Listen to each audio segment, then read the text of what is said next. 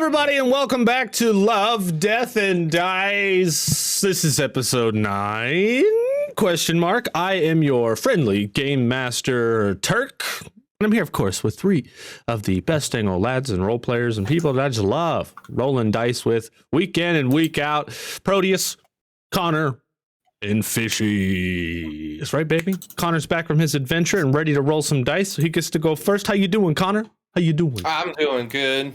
I'm a little sore and sleep deprived, but I'm good. Hell yeah. Hell yeah. I love me a good sleep deprived Connor. Nice. Yeah, that's right. Oh. Nice and sore, sleep deprived. Means the jokes are gonna roll in, baby. Gonna roll in. Yeah. You know. Yeah. You missed a lot last week, but these two guys, I'm sure, will fill you in role play wise once we get into the dang old story.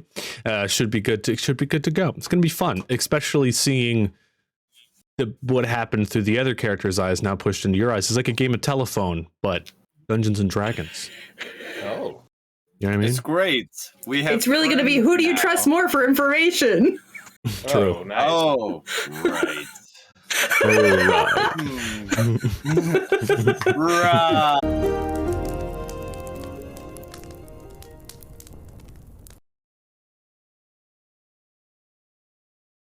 These guys, y'all. Hello, everybody. Welcome back to Love, Death, and Dice. Our story tonight, as always, is an amazing story of stories that have never been storied before in this here story. Now, I tell you one thing about this here story, is that it is indeed a story. So tonight we begin... No way. I know, no friggin' way.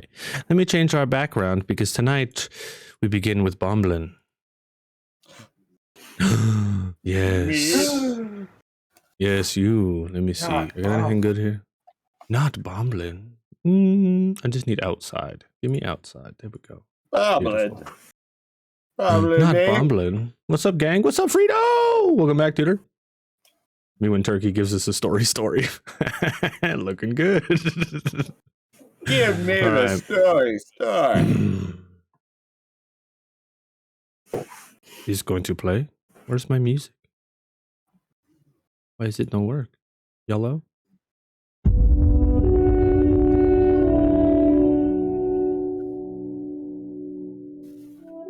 we go. Our story begins tonight like any good story that has ever storied in this here story.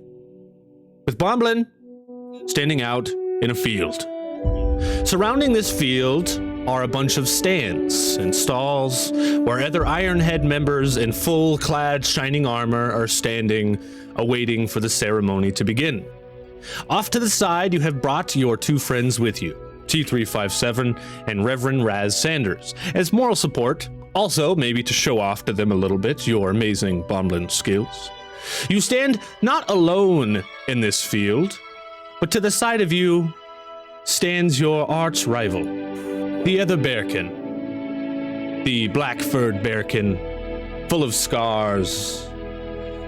Her name was Ursa Sticky Paws. You two look at each other and make eye contact, and then look back to the field in front of you, standing in line, waiting. The crowd, quiet. Stop. Now it won't stop. What the heck? Dude. Too dramatic! Yeah, I know. It won't stop. There we go. Did you story in my story so I can story harder? Yes. The story begins to get harder in this story that has ever storied. As you see... Did we ever name... I don't think we ever named the Ironhead Guard man. Did we name him? I don't think we did. Not the Ironhead Guard, man. Yeah. He comes out. Which one? You see him walking out, his hand's still going as he's talking to the crowd. Listen up, everybody. Today we have gathered here in this field outside of Common Steel City in the Farm Ward for one reason and one reason only. There have been 2 new recruits that are now privates, have leveled up and are now allowed to try to tame a griffin so that they may ride them around and help to protect Common Steel City. Right? First, we have Private Bomblin, Prediction. Barlow, and also Ursa Sticky Paws. Now they have brought along their friends, whatever, and we have all come together to cheer them on. As the Ironheads bang down their swords and their spears on the stands. Then he holds up his hand, and everybody stops. Bring it out! And they bring out these two like large troughs. There's like 4 Ironheads that walk out with them and set them down behind you guys. You turn around and look inside of these troughs and you can see different dead critters. There are like raccoons, possums, fish, all their kinds of stuff. Different kinds of little critters. She looks and sees it. She nods. She looks back at you, Ursa, anyways. And then she continues looking forward. He says, here in a minute, a griffin call will be upon us. And 2 griffins will come down and stand in front of our recruits. They will have one single opportunity to train and, of course, commune with their griffin to see if they are qualified or accepted as a griffin rider. If you are not accepted as a griffin rider, that's okay. You will be a man on boots on the ground. Understood? Understood. Woo! Now don't fuck this up. Before the griffins come down, Bomblin, you look back to your 2 friends. Now, during this here ceremony, the checks are going to be difficult, but you 2 can do things to help Bomblin succeed if you so choose to. You can do a multitude of different things by like cheering him on, casting spells, using weapons, whatever you want to do. But each one of those will be followed with a check. And if you succeed on your check, you can give Bomblin an additional D4 on his subsequent check. Make sense? Sure. All right. Sounds good. Now, do you have anything to say to your friends or together before we get started? Well, I'm glad I made it. Yeah, we'll get to you in a minute. Don't you worry about it. We missed you. Coins rain Oh, from thanks. above. Ironhead Much for to let life. you in on. Hell yeah, another world. Ironhead for life, that's right. But your name in chat is blue. That's crazy. Better change it to red, baby. It's also orange over here for some reason, that's... Oh. Bomblin, anything to say? I'm ready to become a griffin rider. I must. All right. Anything you want to say to Ursa? Didn't you guys bet? I remember y'all betting. Me? Bet. Bet? I don't remember that. Okay. Fair. Now, you 2 can also do things to fuck up Ursa if you want to. In the same sense, you can give her disadvantage and minus 1d4s on her rolls. Okay. The call comes! It's not like that, but there's like a loud horn that one of the Ironheads plays. It's just a guy yelling. The call. Yeah, that's totally what it actually is. It's a random dude. But you turn to look, and there's just like an Ironhead, like cattle prodding some random like prisoner. Bzz, bzz. That's so funny. And he yells out. As he does, you see in the sky 2 griffins flying side by side, and they call out. And they slowly land down right in front of you. The one that lands in front of Ursa is a beautiful, fairly large griffin with white, beautiful feathers. And you can see its eagle taloned hands and beak. And of course, its huge Pegasus wings. But the one that lands down in front of you kind of slips and slides as it lands, like not as gracefully, like, and it lands on the ground. It's got half white feathers and half black feathers, and it looks like as it lands, its paw is kind of like messed up, and it's like holding it up, and it's like kind of messed up, and it's got like, you know, it's way smaller, and it looks like a more younger kind of griffin. Oh. No. His paw is hurt. Yeah. And Ursa looks over at you, and she's like, looks like you lucked out there, Bumblebee. Look here, Ursa Ring. I tell you what. I did luck out. You still gotta tame yours. I'm not sure what that means, but whatever, guy. All right. And I would like... Step! Go ahead. Go ahead. I would like to pick... I want to go over to the crate of dead animals. Yeah. I'm gonna look in there and see if I can't. I'm gonna take a fish. And I'm kind of Nice. gonna flop it around, try to Nice. get the attention of the griffin. Okay. And of course, Ironhead, Macho Man, he's like, step one is to feed your animals. If they eat from what you give them, that is a good sign that you may approach. Each one of you will toss your critters to your griffin. If they catch it and they eat it, then you may move on to step 2. Understood? Woo!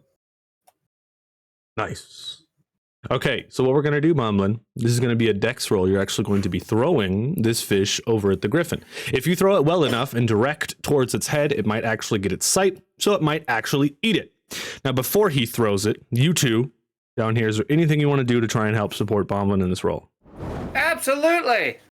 Just because I think it'd be funny, I'm gonna open up a portal between Ursula and her griffin.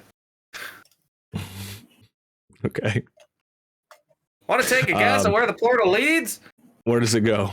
Nerds, geeks, and to our freaks. A part of the favorite couch, tavern. a part of the crew. Shit, Christ, okay. Debbie Stacks! hey. Hi, Debbie. Hi. Thank you for the 36-month Just so streak, you Debbie. know, Jesus Christ, remember that's that. 3 years, Debbie. What the fuck? We did not cheers. miss the. Hold on, boys. weekly Everybody cheers to sacrifice. Debbie for 3 years. Come on. Ah, Come on. Cheers, Debbie. Yeah. Yes. Fucking cray cray. Daddy, Thank you did so you much for see supporting your the show. Bella Star? It was so good. I hope you've seen it in Discord. It's so good. Bucket the Goblin. Hello. Welcome back. Cheers, Fish is great. Yeah, he is.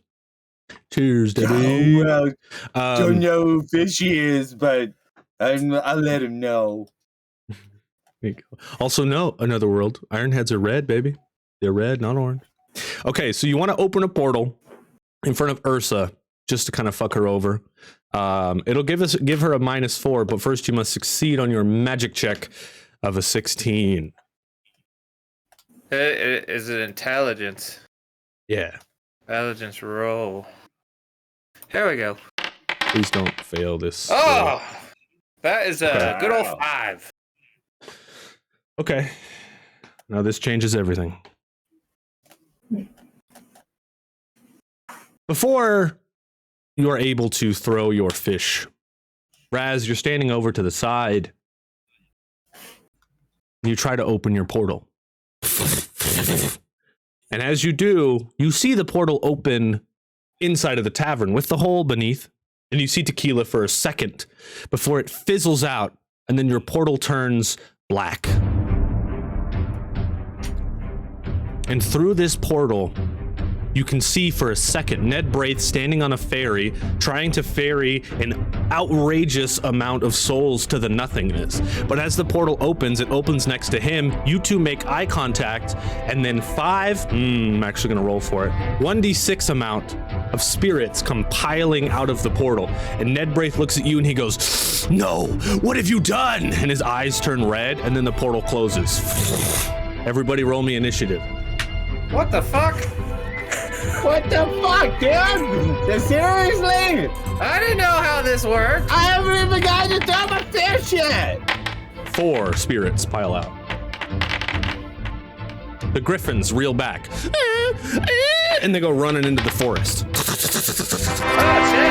I would have gotten a 20 of a stupid fish roll. God damn it, Reverend Rat. Why you always fucking things up every time Oh, you yes, come that's around? what I do. Every time. It's Sorry. like, can you not fumble into a situation? God. This is a first for me. Okay. Bomblin, that means you're first. And on my turn, Ursa will also be taking a turn, as well as the 4 spirited enemies. They are all standing over to your right. I don't have a map, but we're using Theater of the Mind. Bomblin, what do you do?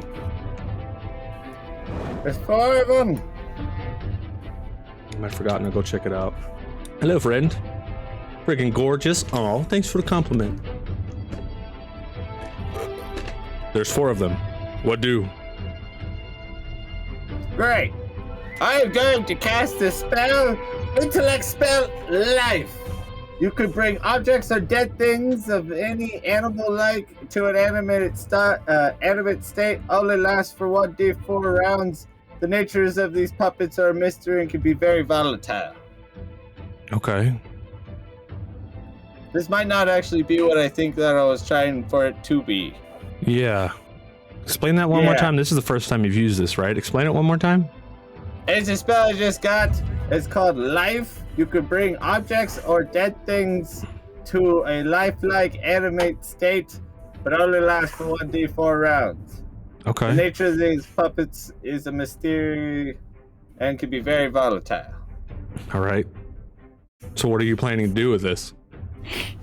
I have totally realized that this is not the spell that I want to use, because this would end up probably hurting more than what we really need.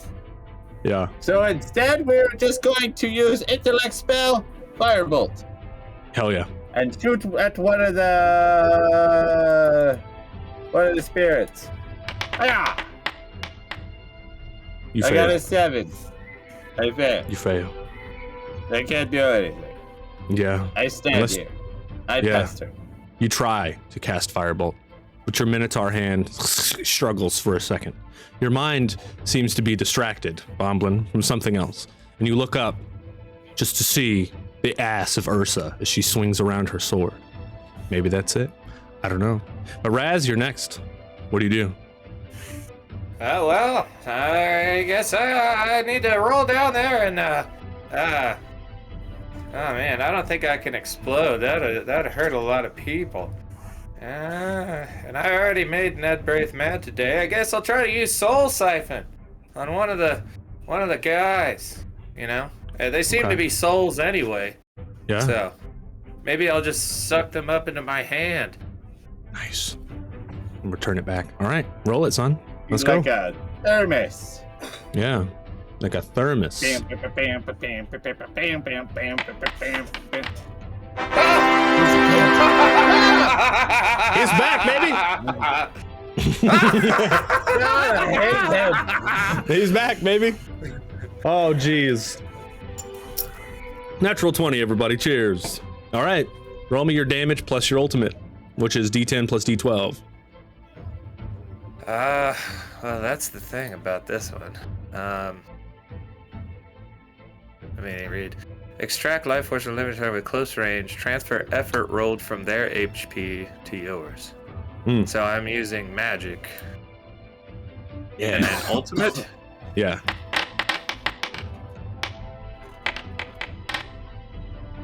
Seven damage. Well, You run across the field, Raz. hold on. Would it not be 10? Yeah, it's 10 Oh, you because have- I you have a have plus two, two? 2 in magic and 1 in ultimate. Oh, yeah. Hell yeah. Okay, perfect. Wait. I know, Oh, it's already a critical, so. Yeah. So 10 damage. You run across the field through the dirt. You slide into action and hold out your hands and you could hear the soul is getting sucked back into your hands and into your energy. It's like, no, I didn't die. I'm not Play! dead yet. It's like Ghostbusters almost. And it's just gone. 3 left. Yo, we couldn't hear that. I don't know if we could hear those things. Well, good job on y'all for still pausing. That's awesome. Whoops. Oh, fuck, I clicked the wrong thing. Can you hear Just the music? to update everybody, for mastery, I only have 5 more d20s I have to roll. Jesus. Jesus, bro. I have 7 now. I have 6 now. Wow. Wow.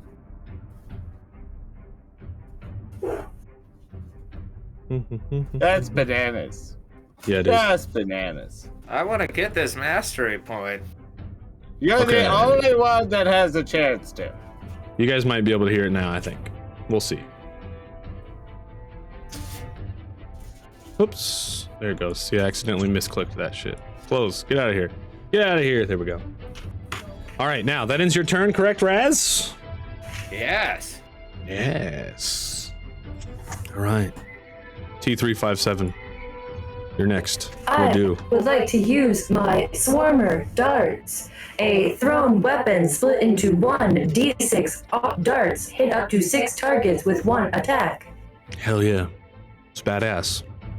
So you only have to land once, and then you get to roll your d6 after you land, I think? That's the way we could do it? Yes. Sweet. And if you do roll the 6, I will let you hit 1 target more than once. All right? Okay. Yeah. All right. Is there a certain dice I am rolling to see if I hit just a regular d20, or is it like a strength or something? It'd be a dexterity for a long range attack. Yeah. Well, fuck. Every time. You know what? Get fucked, Robot. It's fucked up. She was gonna help you. Yeah. It's fucked up. Reroll. Hey, Story Dad coming in hot. Give us a reroll.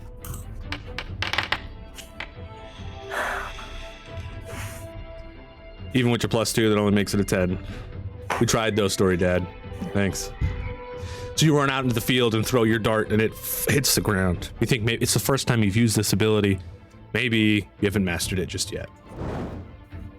Recalibrating. Mm-hmm. Bomblin, will you do me a favor and remind me what your old sword used to do? Sword. The Claymore sword. Yep, the one that Ursa stole from you. You roll critical for damage. Every time, huh? Yeah. She wields your sword, waves her ass at you, and then she says, "Watch this, bubblegum," and then swings it wide against one of the spirits. And misses. She goes, "Oh, Wow. shit." And then the spirit Yeah. attacks right back at her. And it gets really close and like tries to suck out her energy. Are we fighting Dementors? I would imagine them as Dementors, yeah. They absolutely look like Dementors. They sound like Dementors. Yeah. Well, it missed. We'll see You got a who critical sucks one. each other off first. Yeah. The other one tries to suck you back, Raz. Oh, he's sucking me so good. You take Fucking A. Oh. 13 damage, Son of a bitch. which I believe means you. Yeah. How much? You have temporary health, right? Yeah, I have temporary health from the Legion ring, so I'm down to 2. Right. Is it? Yeah, he sucked you off. Good, dude. Yep. And you could like see his friend that you soul siphoned. He's like soul siphoning back out of you, and you like see this like spirit, like dark spirit, like coming out of you, like, and then it gets snapped back inside of you, but it hurts real bad. And the last one attacks Bomblin. Yeah, 10's not gonna do it. And we're back around to you. That's not gonna do it. Back to me? Bomblin. Oh. Ah, Gift the an one that item. just attacked me. Interesting. I'm Raz, going to nice. extend my bone sword. Okay. And then I'm going to slice down through the spirit. Nice. Roll to hit. Oh. I got a 10. Oh. These dice are whack. Yeah, they're whack for you. Yeah. Yeah. They've never been good for me. Yeah, these foundry dice suck ass. So I All right. swing and I miss. And you miss. Now we're over to Raz, who gets a single-use magical item. Yay! Which is what? What is it? What is it? Consumable. I don't know where it is on here, so I'm just gonna roll it for you. Here we go. Because I got it printed. What is it? What is it? What is it? It's a 23. You get moonstones. You can instantly teleport to somewhere you can see. You get 1d4 of them. Moonstones. 1d4, you say? Yes. That's kind of badass. Just saying.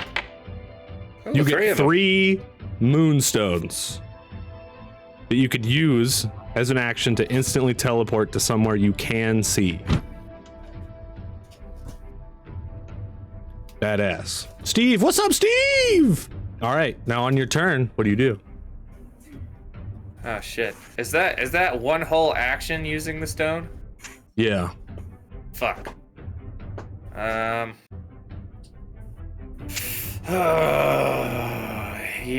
There's no range limit. You know what the range limit is? Sight. Yeah. That's pretty cool. Yeah. I mean, And we're in a big if ass only I had field. some sort of Yeah. other Get teleportation a thing. telescope? Oh my Right. god. Fuck, dude. Quick, let's look at the see. moon. Twelve. Raz the Moon Lord. I am a moon. Shit, dude. I wish I could do 2 things at once. That would really help out here. But I guess I need to go for that other soul suck, man. I gotta get that soul juice in me so Yeah. I can heal a little bit. Damn about killed Shit, you, man. yeah. So he sucked me, so now I'm gonna suck him. Nice. It's a suck off. It's a good old classic saga. Nobody can defeat the Moon Lord. I'm just How glad often I'm do you here. guys suck off? You would be surprised, actually. Love I it, feel like I'm Red. nervous. Love Oh, to thank God, suck it's a off. dirty 20.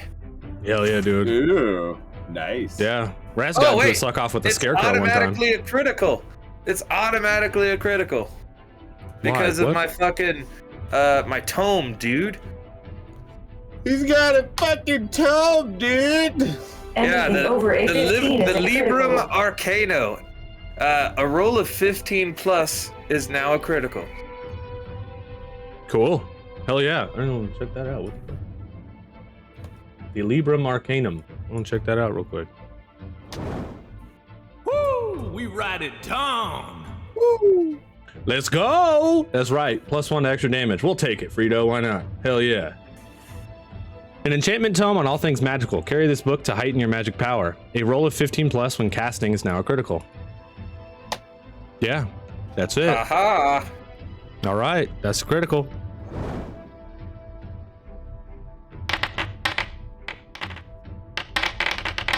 Oh, 16. Delicious. Kill it. Oh yeah, Frito. Frito, before we can take that +1 on damage, Frito, if you're in a faction, your chat color must match the faction, you see. Ironheads are red, much like Anime Ray here.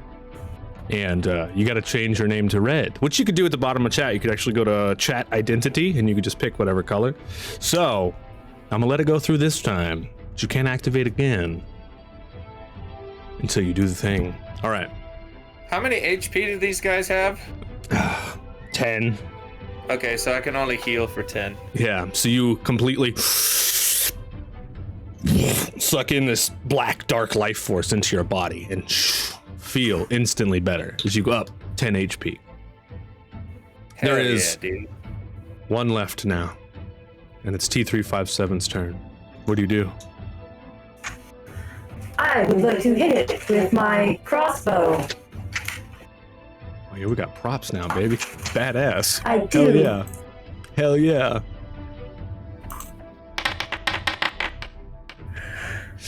Oh, well. It's still only a 14, which means you miss, because our target number is 16. As usual. I wouldn't make a target number this difficult during a battle, especially one like this. You did fix it, Frito. Nice. But this is all Raz's fault, so you can blame Raz. It looks right to us. Okay. It's now Ursa's turn. Is the arrow Nerds, geeks, and freaks. flies part off of the couch, past it. part of the crew. Mid. What's up, Tassan? 43 months, dude. Thank you for supporting the show for 43 months, bro. Mead. Mm-hmm. Your arrow goes flying off. And it turns and locks eyes with you. But then you see right behind it, Ursa steps forward and swings Bomblin's old sword. Oops, that's a D12. Didn't mean to do that, sorry. Oh! That's a 12. Hold on, what does Ursa have? The strength. Isn't target number 16? It is. Yes. So she hits. And she always gets to do ultimate damage. The sword goes through it. You can see the thing's in pain. It turns around and locks eyes with her and comes down hard, trying to suck her off. You got an 8 and misses. And we're back to Bomblin. Ah, he missed the suck. Oh, you guys are fun. You're fun, Tassan. Aha! What do you do? I would take my bone sword and then go and strike the spirit down.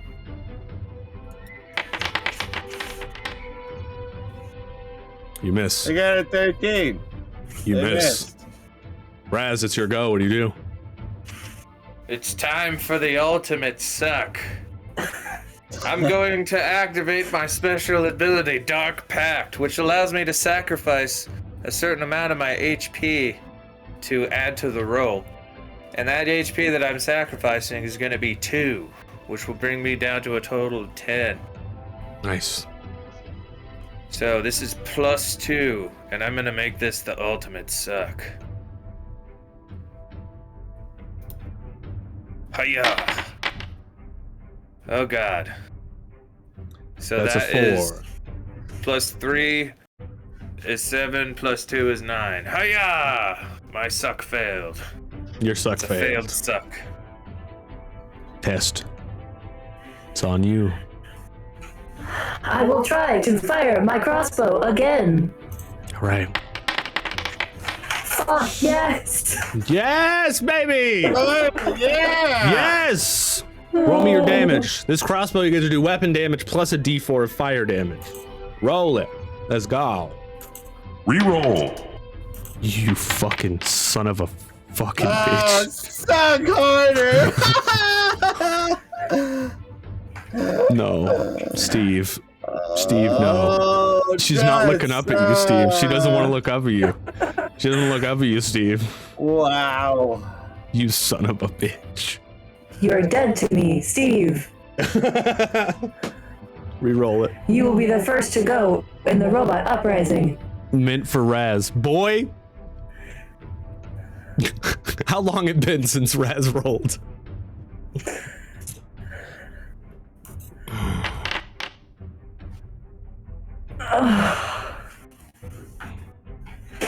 I'm just going to power down. All right. You could blame Steve. Steve was too slow.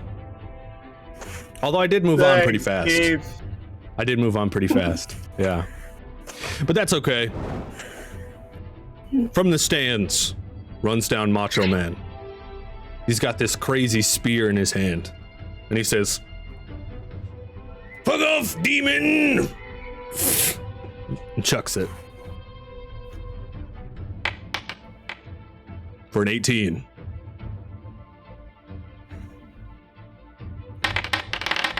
Fucking A. Wow. God damn. And in a spark of lightning, the thing just completely disappears. And then you see the spear hit the ground, and then you look up and it's back in his hand. And he puts it in his back. And when that happens, the whole crowd cheers, as if the crowd thought this was some part of the ceremony. And he looks at you three and he's like, I don't know what the fuck that was. But we're done now. Some bullshit like this happens again, the Ironheads are coming for you, and we're gonna lock you up. You're just gonna be summoning demons during our ceremony. I didn't mean to. Sorry. That's actually really weird for me. That's never happened before. I think God's mad at me. I'm gonna go chill on this windmill. I'm gonna activate the moonstone and go to the top of the windmill in the background. All right, you do that. Do you want me to? I don't know if I make can. me tiny and put me on there. Okay. Do it. All right.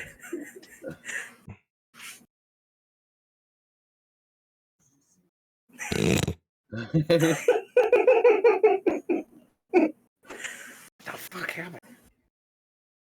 No. Fucking. God, man. Frickin'. I don't get it. Fucking book? What does it say about this? He's figuring shit out back there. He's like, okay, no, that was weird. Well, I guess we must make the call again. We start over on this day. The call! Ah! Ah! And 2 griffins come landing in, just as if before. And you stand there holding your fish, Bomblin. And Ursa looks at you and she's like, really? We're right back to this? Fine. And she reaches in there and grabs out a possum. Now, before Bomblin makes this throw, would anyone like to do anything to try to help him? I'm okay back here! All right. I'm fucking good. No words of encouragement? Don't want to You accidentally... can't fuck up worse than Raz. Bro. You can do it, fuck ass! Tempting fate. Oh, There's chance a bonus chance for Bomblin. bonus. Hell yeah, baby. That's probably not going to be good. They're usually not. I mean, it could be, but not most of the time, not really. Most of the time, not really. Wow. What? Where did it go? Is it not working? Why is it not working? One more time. Hoo-ha. Oh. You say all that good shit, don't you, Bomblin? All that good shit. Wow! Wow, they don't work. And then you roll the Imagine auto that. nat 20 card. Imagine It's that. not- Imagine that. That's crazy. Isn't that crazy? Shadowwind, Shadowwind art, isn't that crazy? I mean, Totally crazy! totally crazy. Well, thank you. I Thank actually you. see, I drew 3 other cards and I see where they went now. And you should be happy. I am happy. Look at this. You should be happy. Look, we did. You did so Mhm. great. Because it was almost a -4 is what would have happened. So you should be happy. Almost. Yeah. But you already showed the auto nat 20, so that's, Yeah. you know. So it's all fair. All right, Bomblin. So I just throw this fish, like, Yeah. He goes, really good. all right, everyone. You may begin. Yeah, and it's an auto nat 20, so you definitely succeed. If there's any flavor text you want to throw in there, go on ahead and do so. That's a 17 for Ursa, so she succeeds as well. Damn it. Yeah, she throws her possum. It lands in the griffin's mouth, and he chomps it down. And you throw your fish, and he like limps over because it hits the ground, and he limps over Oh. and then eats it off the ground. It's like, now that your griffins have eaten out of your hands, you must approach them with delicate ease. You must walk in a simple pattern directly forward to your griffin. Do not dance, do not move, do not trip or step too far, and you must take exactly 2.5 feet wide steps as such. And he gives an example. This next roll, once again, is going to be dexterity of the body as you walk towards your griffin. All right.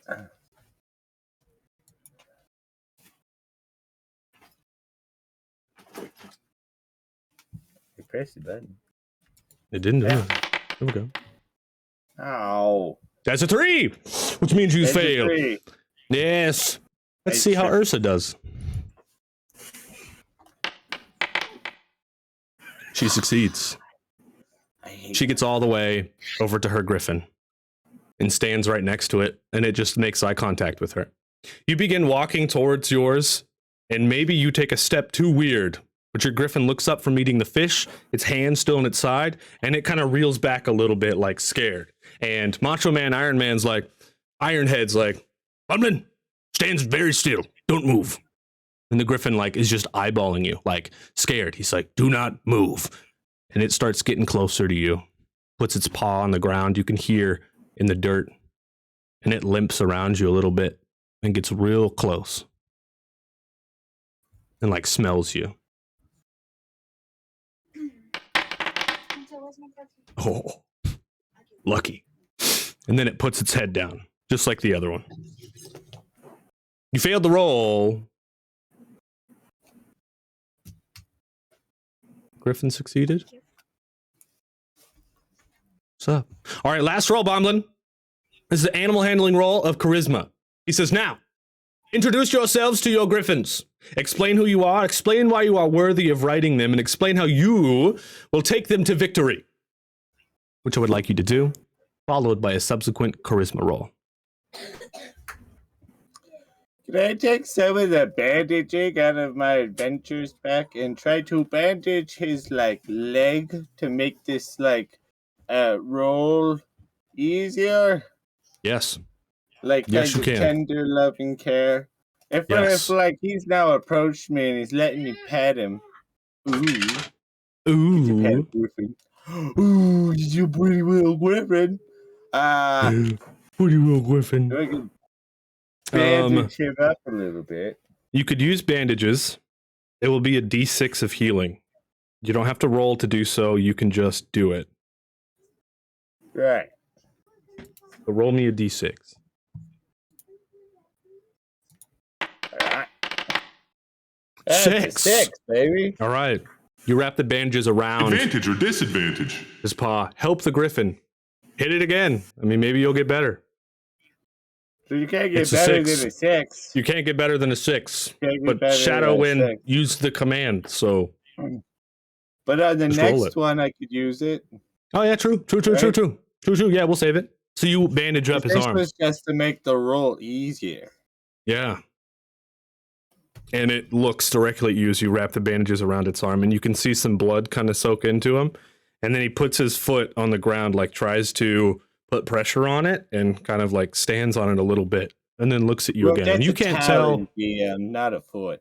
Yeah, it's talent. You can't tell if he's feeling a little bit better towards you or not, being that it's a griffin, but you can kind of see an opening in his eyes as if he's kind of warmed up to you a little bit. So we're going to make this an easy roll. You only have to beat a 13. And you get advantage on it, so good. All right.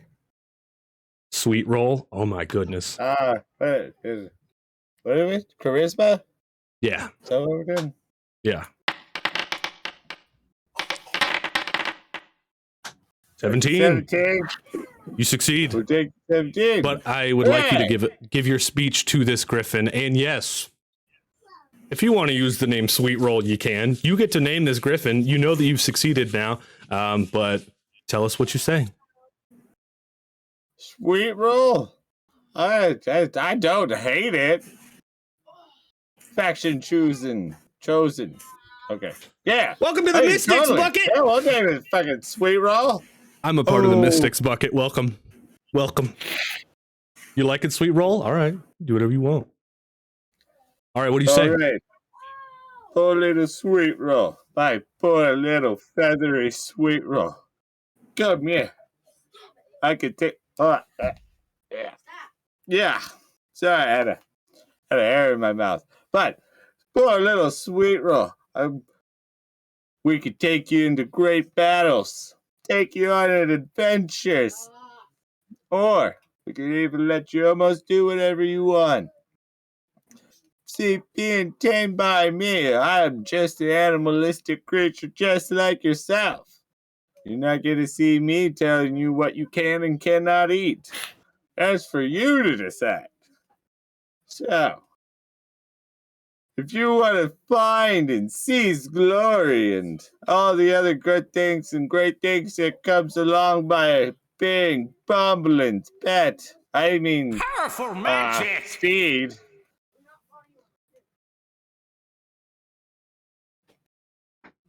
Yeah, you can if you want. You could pick anybody you want, Bucket. Anybody you want. But go ahead, Bomblin. Finish off. Finish strong. Dear little sweet roll, if you want to be mighty and strong, just let me take care of you for here on out. Hell yeah, dude. Hell yeah. Sorry. No reason to be sorry. All good. His Griffin ends up just eating sweet rolls. Hey, I love that idea so much. Okay, he puts his head down, Bomblin. I'm going to send you over the stats for your Griffin soon, but you now have a pet Griffin. You get on the back of your Griffin, and it's smaller than Ursa's.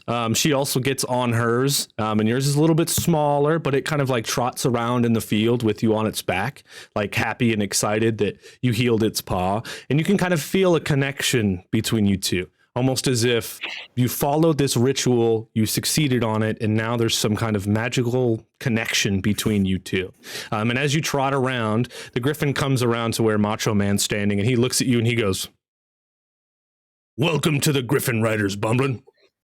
Happy to have you." And then he tosses you a whistle. Do we get Now a this- badge? Like, You get a- like the 298th Griffin Airborne. That'd be great. Is there Hell yeah. battalions? Yeah, no, I love that. I love that so much. But first, he tosses you a Is there whistle. Griffin bombers? But this whistle takes up an inventory slot, but it is a Griffin's whistle that will summon Sweet Roll whenever you need him. And you could even just summon Sweet Roll into battle, not even to fight, as long as you're outside. You obviously can't summon Sweet Roll if you're like down in a dungeon or something. But this is a whistle summoner that is an item that you get. Great. Nice nickname way could be to Little able to Sweets. tell them. Aw, cute. Yeah, and I'll send over you the stats soon. You two, been a little while since we interacted with y'all. I forgot that Raz was on the windmill. Hey, what's up, buddy? How you doing? I'm doing good. Now that you're on your Griffin and you put in your item, Bomblin, I'm gonna let you do whatever you want to do right now. But you do look over and see Ursa just take off into the air with her Griffin, and she begins flying around the castle ward, like around the towers. I want to fly off, and then I want to fly really close to Raz and almost try to knock him off with the power of my gustful wings. Sure. You want to roll me a dex, Raz? Sure. He's so little up there. His Roll dice is for so it. That's a big. dirty A 20. new person Yeah. sits Hell on yeah, the you're couch. good. Hey, Mega Lozan. Welcome here, friend. May Well, I it's a- attempt to get off this windmill? Yeah. How do I'm you get not off the going to use windmill? a portal because apparently that summons demons now. Mm-hmm. I'm going to expertly climb down one of the fucking windmill blades and just Okay. drop 10 feet to the ground. We'll take your dex roll that you just made for that too. All right. So I Yeah. matrix the fucking bird thing and then I climb down this bitch. Hello, we're doing good. Welcome here. All right, you matrix on down. So, you have your Griffin. His name is Sweet Roll. I'll send you all the stats and stuff in Discord, so you don't have to I don't say them and you copy them down. That'll take too long. But now that this is done, you can see that the ceremony is kind of breaking apart. You do have to go receive your badge for the Griffin Riders Chivalry still, which you can do later. And we're gonna make you a number and everything. It's gonna be pretty cool. But at this point in time, the ceremony is over. So, do you want to continue flying, or do you want to come back around? You can see your two friends standing, leaving together. Bomblin. Yeah, I want to land next to my friends, and then I want to get off the Griffin because I know his poor little talon hurts. Mm. So I think it would be best to take him back home, and show him his rope, and then that way he could rest up until his little talent's feeling better.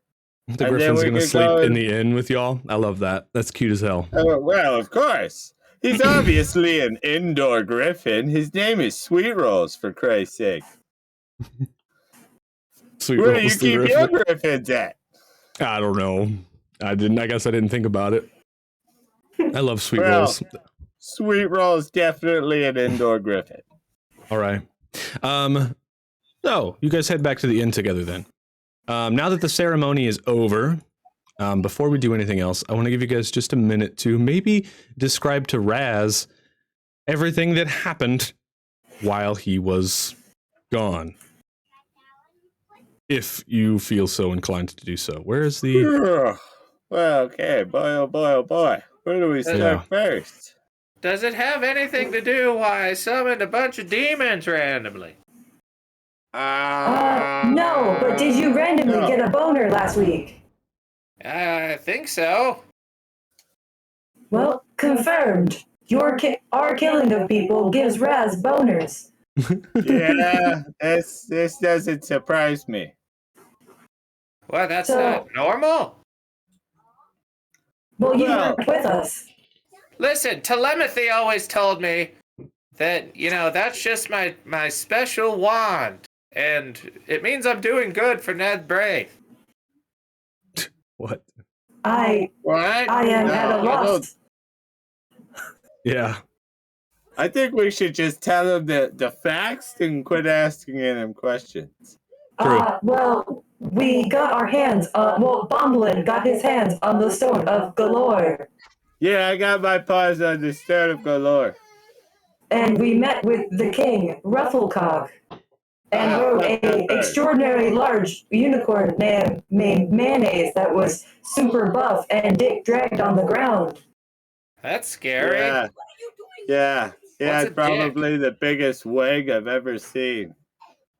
It was intimidating. It was like the length of my leg. Okay. You guys are really talking a lot about this guy's private parts. He there walked anything in else on two notable? legs. Probably one of the most important details in the entire story. So we might have had an entire chase scene riding on top of the unicorn with the giant dong throughout the entire city. But we did get the stone of the galore, and I did attune to it. So, yeah, that's right. But we Turns haven't out quite been- it's possessed. Go ahead, Bomblin. Yeah. Yeah, it's possessed by the spirit of Tony Neverember's dad, who's a kind of a dick. Yeah, He's the owner of the Dragon Vault. Oh. He let us know what we need to get into the Dragon Vault once we locate it. We need a gift from a former queen, 1 dragon scale, and a animated automaton, Construct. I believe. Construct, that was the words. Okay. So Oh, how are we we on also those items? saw- Not sure if we have any of those items. Nope. Well, technically, we talked about Auntie Fran being a queen. True. I didn't know if Oh, that was canon. That's right. And then we got the drugs from Auntie Fran. So that's the gift. I'm technically an animated construct. And Tess is technically an animated construct that we are A-okay on willing to sacrifice if we need be. Now, does it have to be So, dragon just- scales or just as a little dragon- bit of, it's a bronze dragon scale, and these two guys did actually see a adult dragon flying around the sea in the dockward last episode, and there are rumors that there might be a trapped baby dragon somewhere in that area, possibly even underwater, and the gift from the former queen. We are debating if Auntie Fran is a queen, being that Auntie Fran was actually married to the father Neverember, the stone that you guys have. I will say, just a little bit of third wall breaking, the drug gifts may totally work. I might roll on it once it happens, because they weren't gifted with that intention, but I will roll on it. There will be a 50-50 chance, all right? You can go back to Auntie Fran, and I will tell you this, with the chance of maybe getting something cooler or something more. Additionally, I will say that T357 is not counted as an animated construct. But I don't have a soul. True. Well, What's your that's question? just because you're not a person, really. Is my lady friend a bronze dragonborn? So funny because T357 had that same question, but it will not work. Same Damn question, it. but will not work. Yeah. That would have Yeah. been sexy, kind of. Give me your Mhm. shed, baby. Yeah. Wow. Wow. Wow. Oh, dang. There's one other thing I forgot to do. How about this? While you guys are standing there, Bomblin, you hear outside the wings of a griffin. You turn to see where Sweet Roll is, and you can actually see Sweet Roll just totally in the corner. They've like made a bunch of like dirty clothes and like hay, their little bed, and they're just kind of rolling around in it like super happy. So you realize, okay, so it's not Sweet Roll making that noise. And you look outside and you see white wings landing down. And you step outside to see Ursa. And yeah, Ursa steps off her griffin and makes eye contact with you. She Who's a good says, little Sweet Roll. yeah. Wow. Booty She says- calls at this late at night? Nerds, Hello, geeks, Bob. and freaks. A part Oh, of the couch, Suni. a part of the crew. Hi, Suri Suni. agrees. Thank you for the 39 Oh, months, hi. brother, supporting the show. Cheers, man. One Coke Zero for you. Cheers, Suni. What was I saying? Yes. I love you, Suni. That's what I was saying. No, what I was actually saying. She steps off her griffin, and her griffin kind of like bows down. She gets off, and then she sees you, and she's like, hello, Bomblin. What a day we had, right? Yes. Well, I've come to ask you a little bit about your bearkin roots. Oh, yeah? Yes. What kind of bearkin roots are you looking for?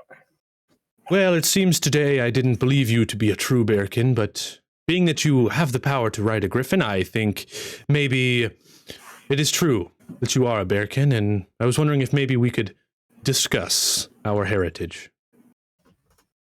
Okay. Do you know Okay. exactly where you're from, Bomblin? Mountains far north in Antarctica. Yeah. Like- Yes. Gift and item. Kodiak Den. Wow. The Kodiak Den. Indeed, Bomblin. Indeed. Don't let me forget to roll that for you. Test. He's like, the Kodiak Den, Bomblin. Indeed. We are all from there. Do you know why we are no longer there, Bomblin? Something about a great migration. Everybody hopped up on boats and then sailed away. Well, something like that. You see, we had to leave the cavern, the Kodiak Den, Bomblin. During the more warmer months when we came out of our hibernation, someone tried to go into the Kodiak Den and take up its residence while we were no longer there. We come to learn that that was what they refer to as a time dragon. Something woke it up. Something is amiss in the multiverse, and it has decided to take up residence in our home and almost destroyed it, Bomblin.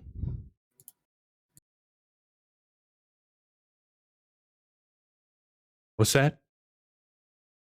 Yeah, I can't hear you now. It's okay. Waiting for a thing. Complete the gifting circle! Time dragon. Yes, right, baby? All right, well, while he's doing that, let's roll for your item test. How about that? All right. All right. That's a 1. That's magic loot. That is a 55. You get the Necklace of Tides item. You can call a massive wave or rapids to your location with a charisma roll. What the fuck? What? Why a charisma roll? You guys ever seen those movies where you got a bunch of rigs, but a bunch of like Nazguls are coming to attack, and she calls a river, takes out Yeah. the Nazguls? Yeah. That's what I imagine. Suni's Sploosh. got the right idea. Sploosh. Yeah, that's right. That's right. Okay. One last thing, Bomblin. She says, our homes were almost destroyed by this time dragon, Bomblin, and all of the bearkin have been, since then, at least the surviving bearkin that didn't die trying to fight the time dragon. There's only a few of us, and we've all been spread across in Toxica, Bomblin. We are now an endangered species here. Well, we're always in danger, baby. Yeah, this is very true. To tell you the truth, Bomblin, I was supposed to be queen of the Kodiak Den until everything was destroyed, and I am no longer. So now I am here trying to work my way back into royalty through means of thievery, of course, the way that we do, and of course through means of making my way up the Ironhead ranks. It's good to see someone else who's actually worthy of this. Thanks. Yes. Well, I just wanted to speak with you because it's been a long time since I've been able to speak about our heritage with anyone. So, thank you for that. You're welcome. And this sword, I gotta tell you, is pretty nice. I'm gonna keep it until, maybe, if you're worthy, I'll give it back. That's fine. I have a new one. And then I pull out my bone sword, and then I'm like, watch this. And then it grows. Like, shh. Oh. And then It's always very this. cool then, whenever bones grow, and then I Bomblin. click another button, and then like the shield pops up of a crab arm claw. Oh, I see your bone has crabs. Pretty good. Yeah. It's got crabs. Watch this. And then I'm like, shoot a fireball up into the sky. Ah, and it burns. Interesting. Yeah. Your bone has a crab claw and it burns whenever it pees. Interesting. I missed. Well, you try to cast magic and fail is actually what happens. Yeah, it all just fizzles out. I'm like, it can. Yeah. But, okay. You want to Yeah. come in for a nightcap or something? No, thank you. The place looks fairly empty, actually. I got a place I've been staying, but maybe next time. And she gets on her griffin. She's like, biscuit. Okay, it's all right. Yeah, I get it. The biscuit? Biscuit. Ahoy!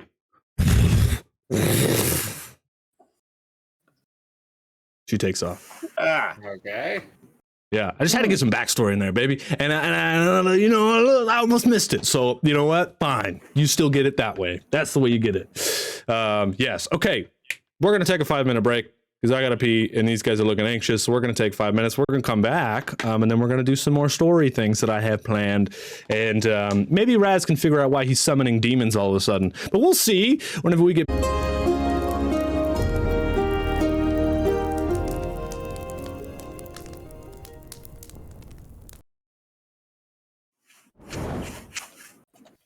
Welcome back, everybody, to Bomblin' and the Rough Riders. Love, Death, and Dice, episode 9. Wow. I'm your Dungeon Master Turkey. I'm here with Test, Reverend Raz Sanders, and Bomblin Barlow. Hello, guys. Hi. Good to have you Guys. here. Thanks for being here. We're going to get right back into the story here. So, as the day comes to a close and the sun begins to set, you guys have some options as to what things you want to go after, things that you need to be able to open this Dragon Vault. You have the Stone of Galore, and there are 3 keys that you must get to be able to open said vault. So you have some choices you must make. But as the sun begins to set, you 3 are sitting around in the bottom common floor of your inn together discussing these things, these ideas, and you hear some commotion outside together. You hear some knocking on the doors. And if you remember correctly, T357 used the last of your gold to get your guild licenses and pay for your inn to actually start operating as a business, as a passive income. Bomblin's looking at her like, you did what now? I did not use the last of our gold. There's weird noises out there, but it's okay. Oh, okay. Word. So You also said last of our gold, like I spent all of our money. Oh yeah, it wasn't all of it, but you know what I mean. The door opens. You open the door as a couple groups of people enter inside of the inn. You take a peek outside and you can see there are some furniture and things waiting to be delivered and brought inside of the inn and set up. But as they enter, it's a couple different representatives from a couple different guilds. One of them, their name is Broxley Fairkettle. They're with the Fellowship of Innkeepers, and they speak up and they're like, "Hello, my name is Broxley Fairkettle. I'm with the Fellowship of Innkeepers, and I'm here to speak to you about your tavern and your inn, and talk to you about your regular keeping expenses, but I'm actually just here to see exactly, are you doing a tavern inn? What is this business going to be exactly?"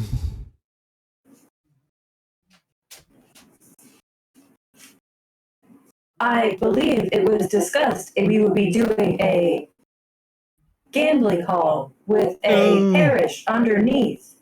Oh, okay, yes, a gambling hall. Well, then I'm not needed. And he turns and leaves outside. And you can see a very nice dressed dwarf in very nice clothing walks inside, and behind him there are like 4 elves dressed in red vests. And he's like, "Good to see you.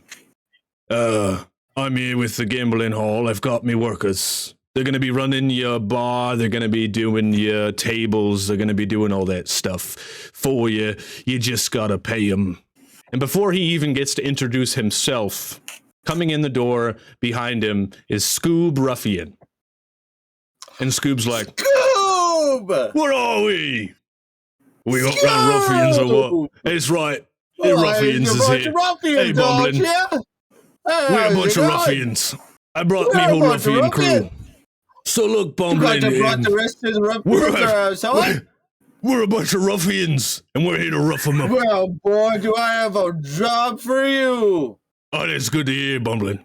Because the ruffians, our Italian restaurant in the Dockside Ward, was destroyed by a brass dragon earlier this day. And, No! yeah. How unfortunate. I know. No more tortellini for the people of Intoxica. It's a sad day." I loved your tortellini. I know. It was the best one. That sounds like a And then the euphemism. bread, and then you get the olive oil and the vinegar, and you mix it together with the bread. Delicious. I don't know what that bread's called, but it's fine Italian cuisine, I tell you what. It's the best. It was. I mean, Now enough ruffian time for cuisine. grief. Bumblin, no more grief. I brought me and my 4 best mates here because we heard you was opening your own business, and we ruffians is always up for money. I don't know who these Dracoffs are. They may have their professional counting money people, but we ruffians can work for you instead. And he looks over at the dwarf, and the dwarf's like, "Well, I can assure you that all me guys are really good at counting money. They can run your bar, and they will do it with the utmost professionalism. But it's gonna cost you. For us, anyway." Hold on. I've got it here, actually. The actual numbers. Dip. What is this? It's gonna cost you 50 gold per 10 day for maintenance and wages. Right? These guys are gonna take care of everything. They're gonna clean everything and do everything. And the ruffians are like, 50 gold? What are we, like, not ruffian up people? This is easy job. Were you fighting people? And the elves are like, "No, we just count money." Ugh. For 50 gold? Bumblin. We ruffians. Right? You promised to take us out on some fights sometimes. We'll do it for half That's that. right. We gotta rough them up. But we may not, be able to count money as well or whatever. But if you take us out on fights sometimes to rough people up. It's a small miss. Out of all things in a gambling hall, is counting even important, really? I don't know. Probably not. Probably not. It's As long as honestly you the can rough most them up. important thing. Nah, I don't think it is. Ruffians are talking right now. All right? Yeah. You're Tell what you hired. think. All right. And the dwarf's like, Right. You're gonna want that direct deposit or just in a little bag every Friday. "No, man, I mean, whatever. I don't care. Oh, well, I mean, Great. just, I can't wait till Tess shows you all the great human resources stuff that we have that comes with the company, right? nice. That's right. Tess, there's Hey, supposed Tess. to be on the whole healthcare and the dental Tess, care. is there, we get insurance Do you test? think we're going to treat our employees without the utmost respect? But the dwarf is like, he turns to you and he's like, ugh, fine. But look, Oh, yeah, you can leave. we, Say bye-bye. we're taking our tables with us, so good luck getting furniture. What, tables? Yeah. Yeah, You look out and you tables. can Yes, see they a were bunch of coming to set up nice our gambling hall. green felted tables that they have in a cart. And he's like, taking them with us.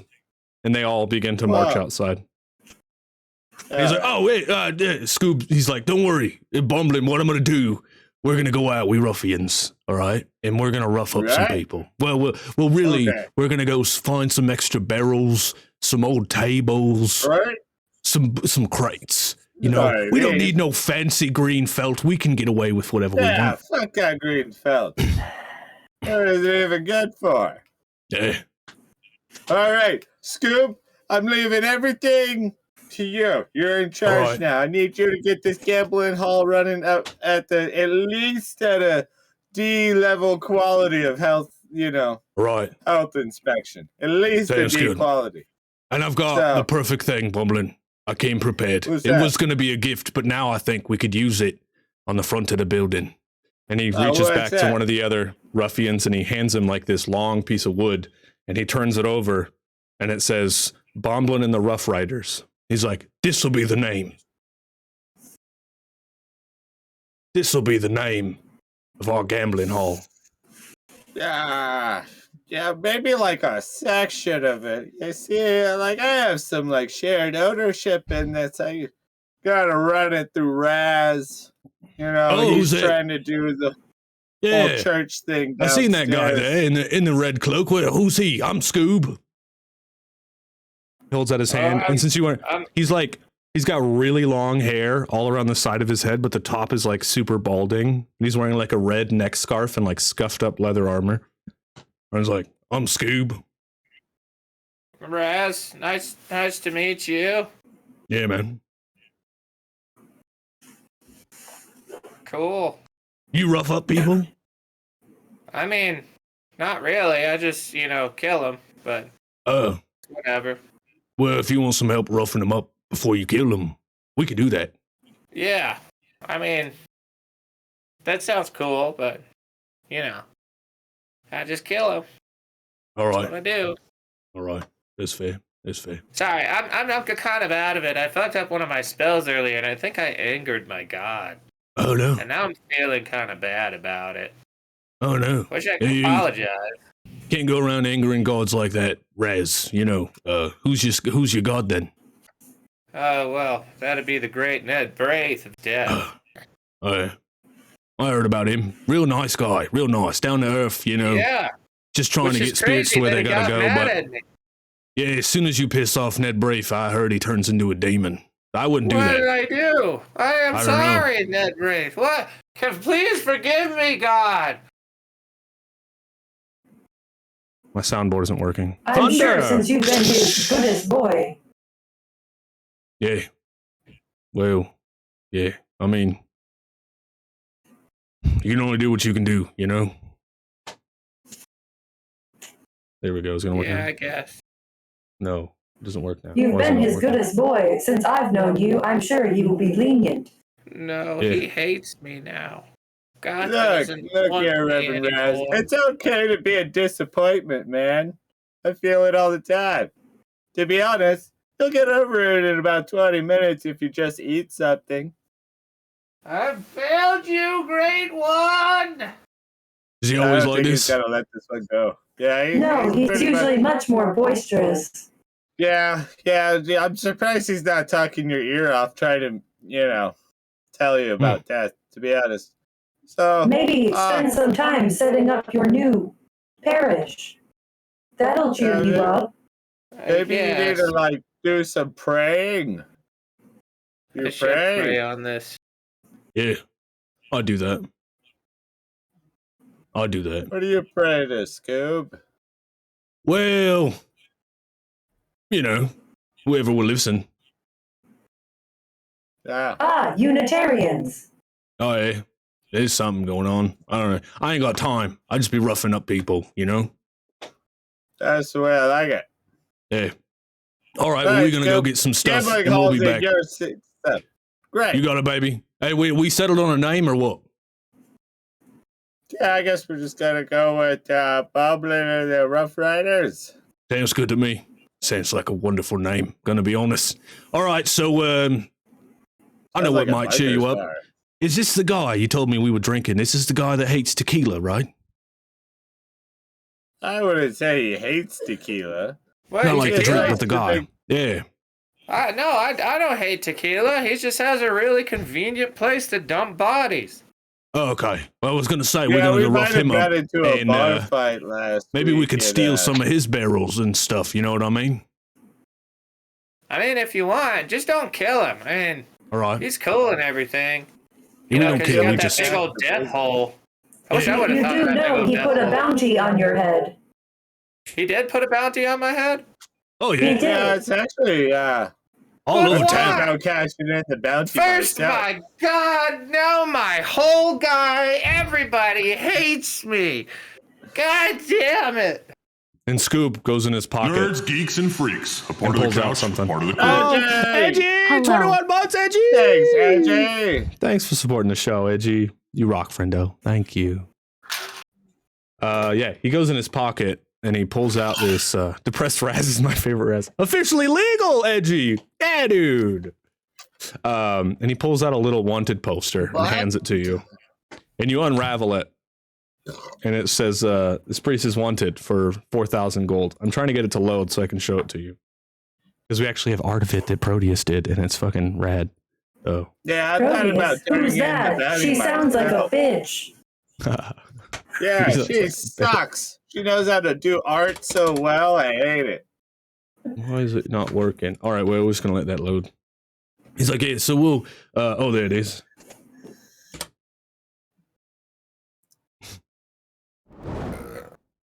God. Everything's Like, going aren't these wrong. flyers everywhere? Yeah, the flyers are like everywhere. Surprised you ain't seen them. Can we? Hey, Scoop, can we have you like take down as many of these as you see? Yeah. Yeah, we can do that. You just rip them off the wall down by the ground, trash can, fire pit, you name it. Gotcha. Use it as ass wipe for all I care. We could do that. We could do that. Actually, collect them all, bring them back. We could use some ass wipe for the gambling hall. All right. Set these up. Look at Nice that. decoration. Look at that, We Reverend could Raz. make We them put all your novelty wanted napkins. posters into toilet paper. Now, instead of wanting to kill you, we'll just wipe our asses with your face. How industrious. That's my line. That's Proteus's line. Oh, shit. It's nice to see that we are getting along when you're sad. Yeah. Oh, Your so mouth has big. he takes off with the rest of the ruffians off into the city to do the city things. And now you guys finally have time to sit at your table. And yes, before we move on to anything else, you guys have a few options of what you want to do tomorrow if you want to prepare.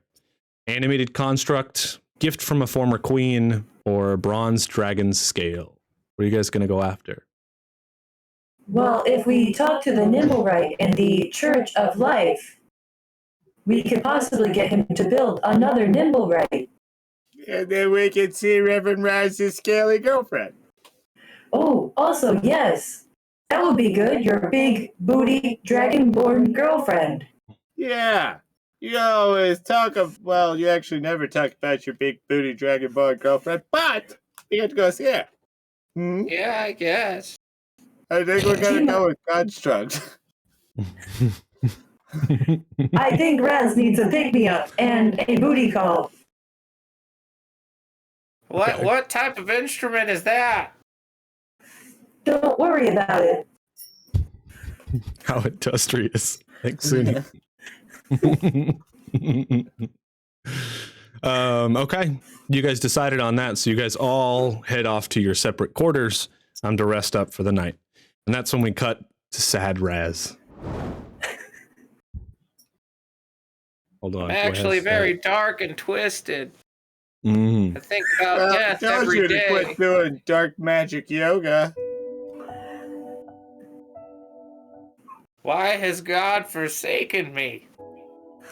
All I did was open a portal. I didn't know it opened to plane of death and release souls that he's been ferrying. He looked so angry with me. I didn't like the way he looked at me. I'm a fragile person when it comes to my God. Maybe I believe in him so much that he stopped believing in me. All right, Raz, if you want to pray, you can make me a charisma roll. See if he hears you.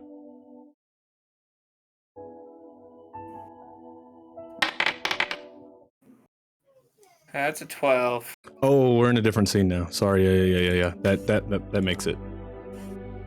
Oh. Yeah. Thank God. Reroll. Right. Yeah. Oh, you got that reroll. Cool.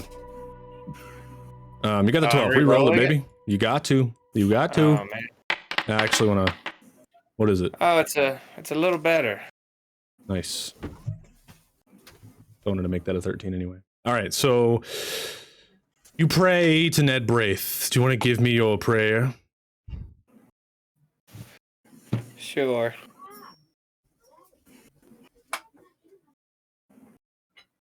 Oh, dear death.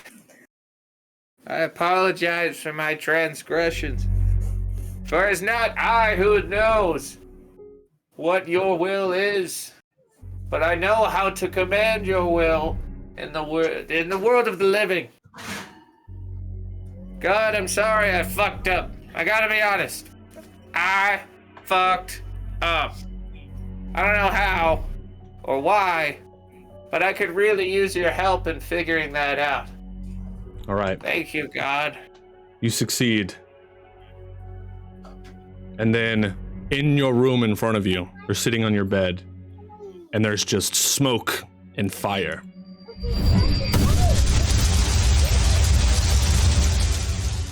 Holy shit, somebody blew up my room! And the fire goes out. And standing in front of you is Ned Braith. But Ned Braith's eyes are red. He's got these tiny little red horns coming out of his head. And his skin is a little bit reddish, and his clothes are kind of tattered. And he looks at you and he goes, Raz, what have you done? Yes, my lord. I gifted you with the power of darkness. We have a connection, Raz. I've gifted you with more than anything I've ever gifted anyone. And by opening this portal and letting through spirits, 4 spirits will no longer make it to the nothingness, to the end, to death. And you must make it up to me. They must be replaced. What would you like me to do? They must be replaced. If you would like to continue receiving your powers from me, you must retrieve 4 more souls for me to navigate across the sea of nothing. Hunter. God, do you know if I use my teleportation powers again, this will happen? I don't know. Why don't you make me an intelligence roll, Raz? No. Oh, God. I don't know. But because I've instilled so much power in you, we have some kind of connection. Reroll. Oh, maybe not. Powerful Sorry, God, hold on. Hell yeah. I got a reroll, God.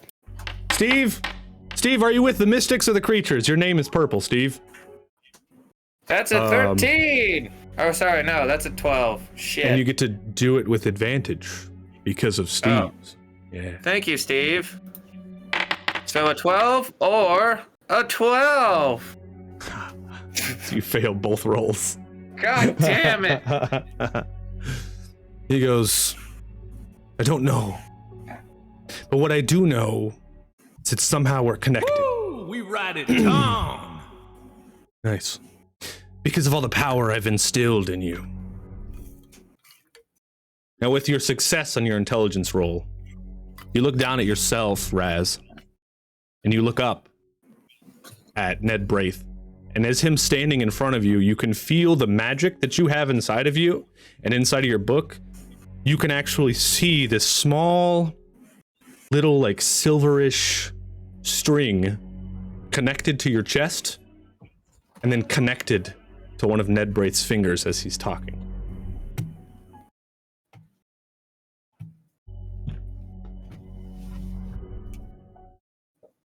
You do that, but your finger just goes right through it. It's like an ethereal string. Okay.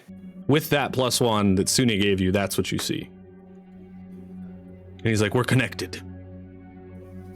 If you cast magic moving forward, use it sparingly until we figure out how to not make this happen. For now, you must repay your debts. And his eyes glow brighter, and then the fire returns. And he disappears. No magic. Huh. He didn't say no magic, he said smart magic. Smart magic. Well, fuck. Do I have any dumb magic? Just use it sparingly. I don't think it's a riddle. It's not a riddle. God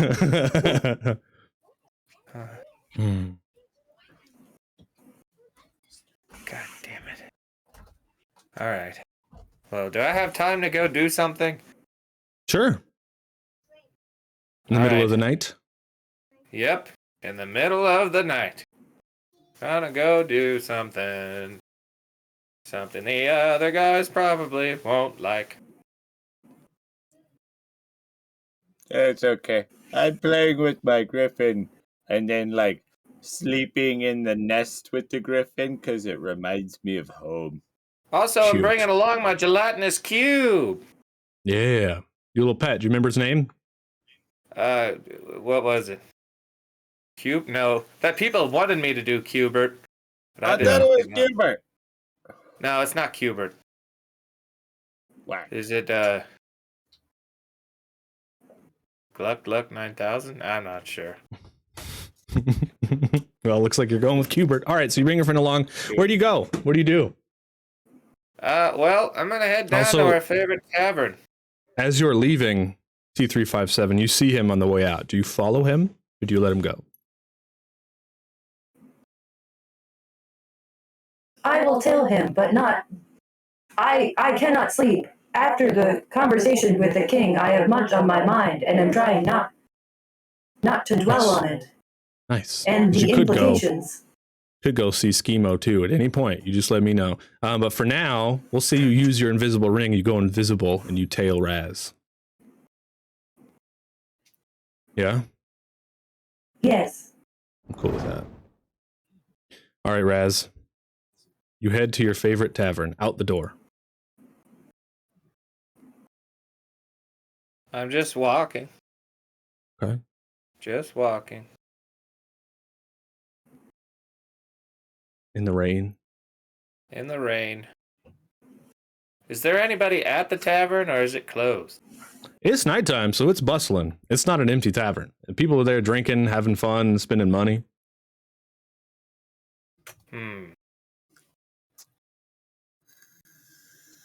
I have a rain one? What the heck?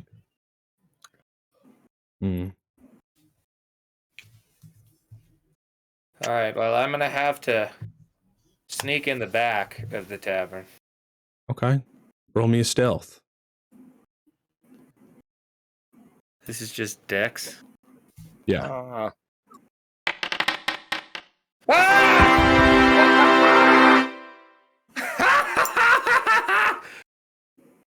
All right. This you sneak foundry in. bullshit. I know, right?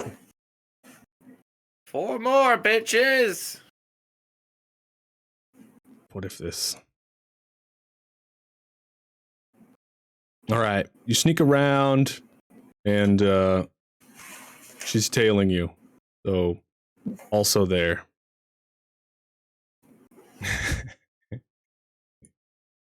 Nice. Love that. Okay, so you sneak around to the back. You see there is a back door. It looks like it's been propped open by like a trash can, so people can go in and out. And you get around to the back. There's a couple dumpsters back here and just a bunch of trash, some old barrels, stuff like that. What do you do? Is there any like drunk guys in the outside just like sleeping or something? Totally. You know there is. There's one drunk dude hanging out there, just like he's not asleep, but he's like, how many times do I've got X's in low places. I'm gonna kneel down to him. I'm like, hey man, you want to trade? What are we trading, robed guy? Well, I was just wondering if I could get that cool jacket of yours. In exchange, I'll show you something amazing. I puked on it earlier. Yeah, that's fine. All right. You bring it back to me? Oh, totally. All right. As long as you bring it back, I can't have my new robe friend cold. You know? We're friends now. Fuck. I've known you forever. We have just been raided. We have just been raided. We have just been raided. I wonder who it's from. I wonder who it's from. It's from Albert Inn. Hi. Hello. How you doing? Hello. Thanks so much for joining us. How are you? Hello. Thanks so much for the raid, Albert Inn. Hello. How was your stream? What were you doing? An owl, a bear, and an inn. Maybe it's an inn just for owlbears, because that sounds cool. Or an inn just for owls and bears. But True. not owl bears, because owl bears will eat us both. That's true. Hello. How was your stream, friends? Thanks so much for the raid. What's up? All right. Raz, he gives you his jacket. He's like, here you go, man. You can show me whatever if you want. I don't care. Just bring it back. Sure, no, I can show you right now. Okay. I'm gonna activate Dark Pact. Oh. I'm gonna sacrifice 5 of my HP to cast Soul Siphon. I'm just gonna grab his face. This doesn't sound like Rez. Mm-mm. I'm kind of into it. Whoa. So this is gonna be +8. Okay. He's just out killing people in the night. Oh fuck! It's a good thing. This Oh, isn't man. what 12. Grace would have It's wanted. a fucking Raz. 12. You fail This your isn't roll. what- I need help, Nope. chat. Nope. Don't help him. Here's what happens. Don't help. This isn't what Ned Grace would You have stick wanted. your hand on this dude's face. You're holding his jacket in one hand. And then instead of sucking in his soul and healing yourself, you pull his spirit out of his body, and it looks exactly like one of the Dementors that you just fought. And it tries to suck right back at you and suck in your soul. Another suck off. God damn it. 7. Thankfully, it fails. At this point, it would be T357's turn. Is there anything you want to do? Because you are hidden and invisible and on the side. Yes, I would like to use one of my knife of return and just because they do not see me, so it cannot miss. Yep, exactly. Yeah. Okay. You're gonna use your knife of return. Badass, you're gonna throw it or you're gonna stab him? Because if you're gonna stab him, that's strength. If you throw it, that's dex. I'm going to throw it. Nice. That's a dex roll. Oh, it can't miss, so that doesn't matter. But you would have gotten it too. Fair enough. So thankfully, it just But, can't miss. Yeah. Thank God. So go on ahead and roll your weapon damage. You've got a +2 to weapons. That's an 8. Wow. 8. Jesus, that's max damage. It's fucking sick. From the shadows, Raz, you just see a dagger fly, and it goes right through this soul thing. and it hits the wall, and then the dagger disappears. That was weird. Now, what do you do? And cool, in Anyways. ICRPG, she doesn't lose invisibility, but you do actually have rounds of invisibility, so we should probably actually roll that now, if you want to. Sure. Yeah. 3 rounds, so you got 2 3. left. All right. Well, I'm gonna go ahead and cast Soul Siphon again. Hopefully it hits this time so I can get some HP back. Okay. So did mine not do anything? It almost killed it. Oh, come So 3. on! You reach out your hand and turns it into 2. There are now 2 of them in Nerds, front of you. geeks, and freaks. A part of the couch, a part of the crew. Moby! Reroll. Cheers. Cheers, buddy. Oh, and you got a reroll, thank God, from Steve. Think, Ban But cheers, alert. Moby. Cheers, man. Also, fuck us. Thanks, Bobby. Thanks, Moby. Cheers, man. Hit it again, Raz. okay, that's Okay. a 16. Okay, you Thank hit, God. which makes it an automatic crit, which means you can do your full damage, but you can now only heal 2 from this because that's all the life force it has left. Okay. Yeah. What up, Moby? How's it going, bro? Thank you for joining us, man.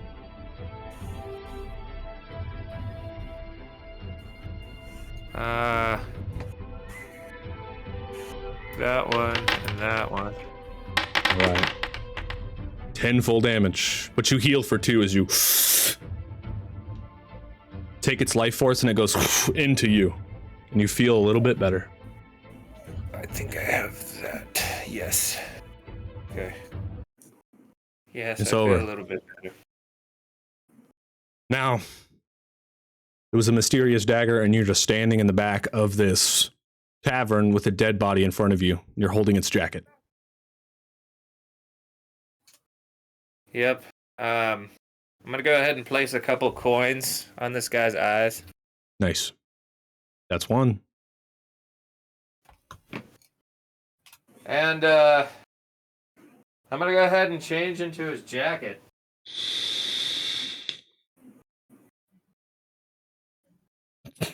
Okay. Huh. This is gonna be weirder than I think. Yeah. You don't actually have to if you don't. Oh no. This is for the audience. Okay. I don't know that Tess is here. No. So you're Please just stripping reveal. naked in front of her. Not naked. Just enough. Oh. Raz's face. She's the only one that's seen me. But I don't know this. Yeah. I'm have just no a idea. simple guy with red sleeves. All right. And You I enter. go into the bar All from the right. back. All right. And as you enter, you walk into like a kitchen. There's an orc back there who's like stirring up some weird stew. And you see Tequila for a second. He sticks his head in and he's like, "Hey, Glipland, hurry up with the stew. We got an owlbear out here that just showed up." And then the door slaps as he disappears. I'm just gonna try and keep my head down and walk past the kitchen. The orc looks at you for a second and then just goes back to his stew. He's like, "Ugh."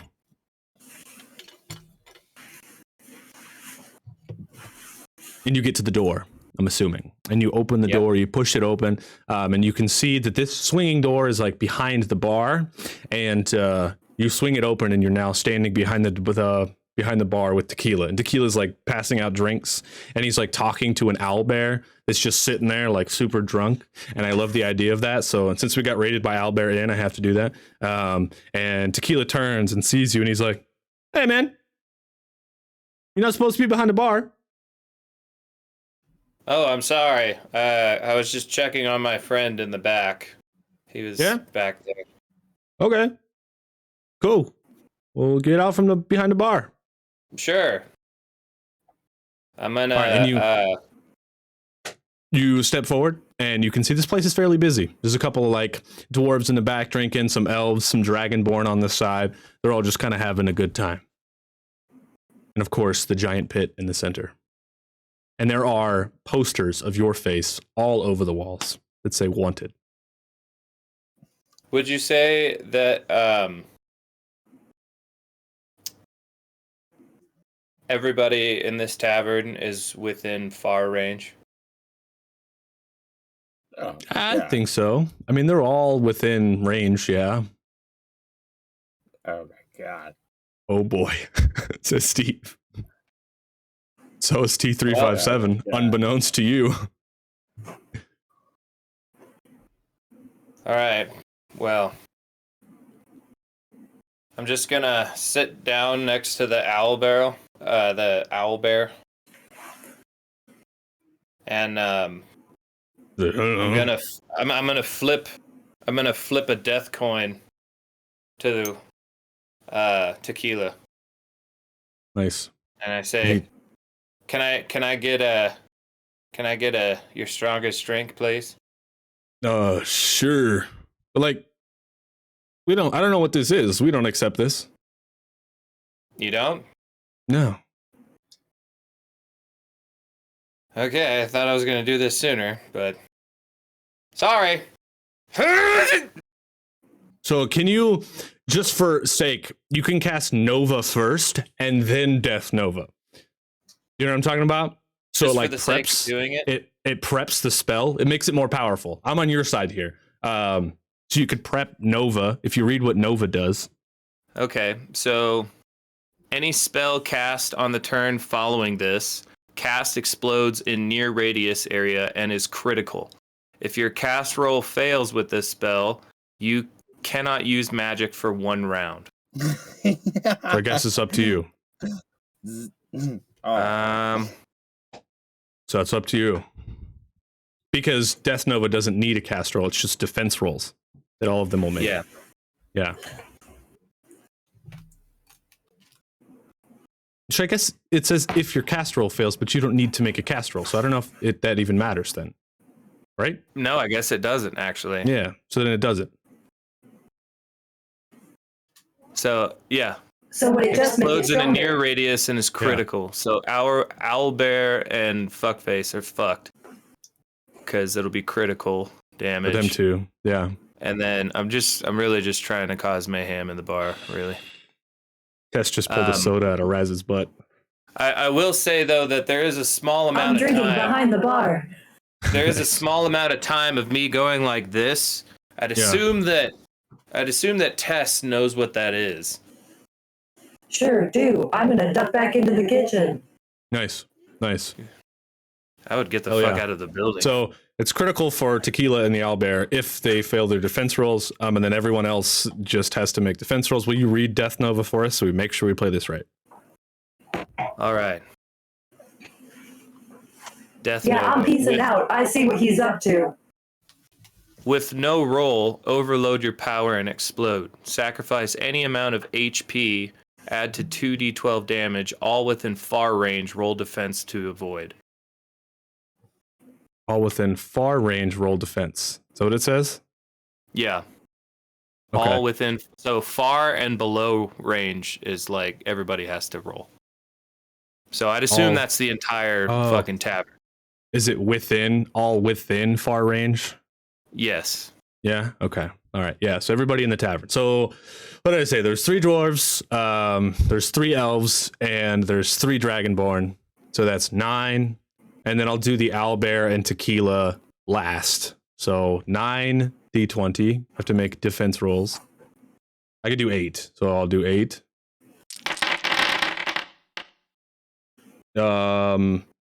Not one of them beat 13. That sucked. There was a 19 at the end. Was there? Oh yeah, there's a 19 at the end. So one of them beat it. I'm gonna say it's one of the Dragonborns. And then we have 3 more. The first one's just another Dragonborn. 12, failed. This is Tequila.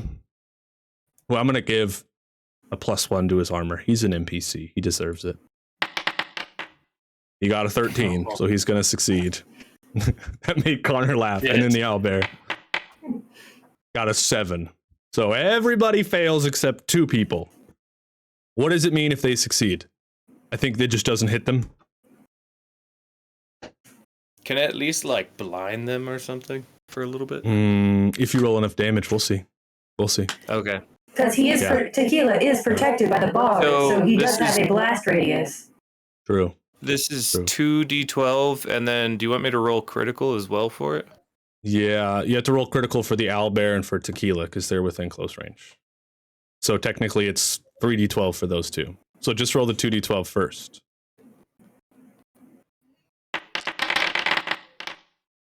Fucking 20. 20 damage. All right, hit me with that extra 12. This is what Tequila's going to take. Because of the Nova. 11. 31 damage in total. So,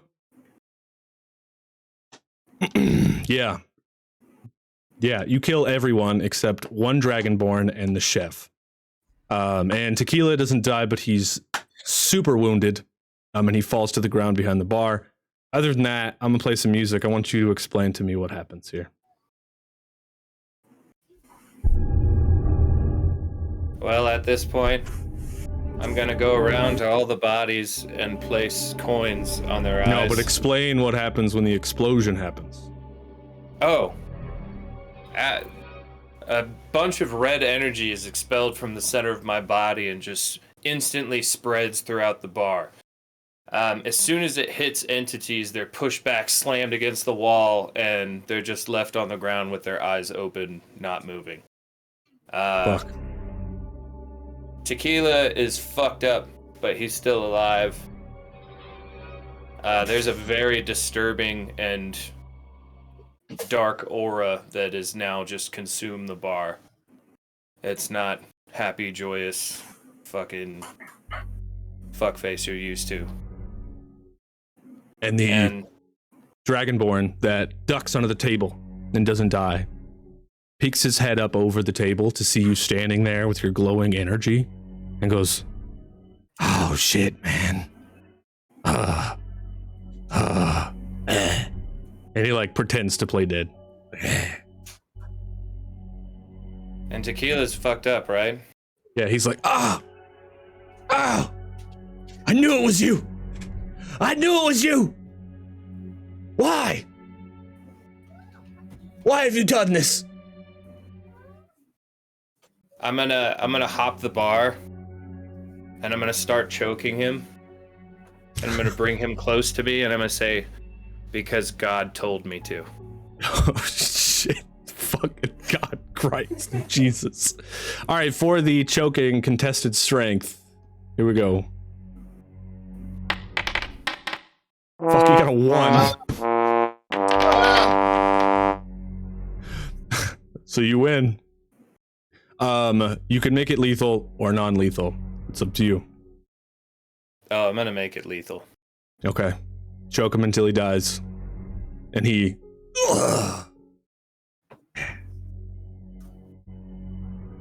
Now what do? I'm gonna fucking sprint out of the back of the bar. All right. Same way I came in. And as do I need to make any rolls for this? No. Okay. As I reach the back door, I'm taking the coat off and throwing it at the fucking dead guy from the beginning. I'm gonna don my robes once again. And I'm just gonna start very speedily walking back towards the house. Okay. Is that even an option? Non-lethal?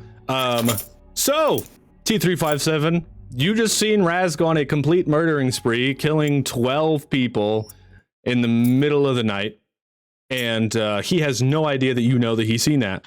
While you're sprinting away, Raz, you see there are a couple of people heading into the bar. And as you're walking as fast as you can, you hear them all scream and yell. And then you hear the Dragonborn talking about what happened. It was one single survivor. Yeah, you make it back to the place. Before I just leave it at that, T357, is there anything you say or do?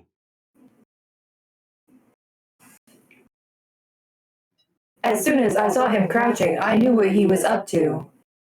Yeah.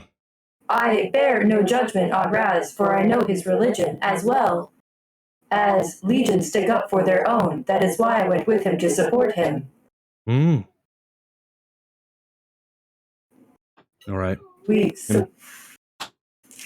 I went with as solidarity, but I knew he would turn me away.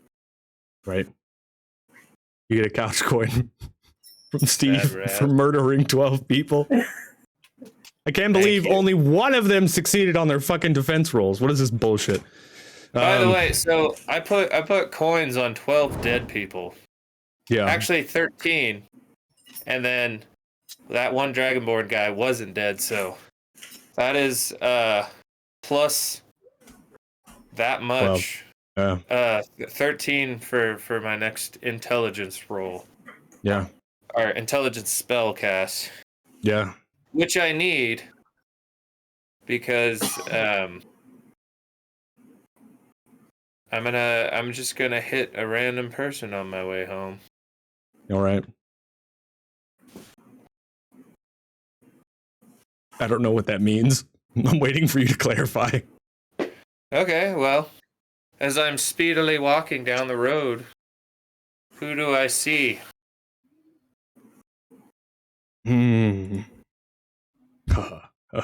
My first thought. Okay, I'm just gonna go with my first thought. Walking down the road, you're quickly behind T357. Both of you see Schemo walking down the road. Fucking hate you.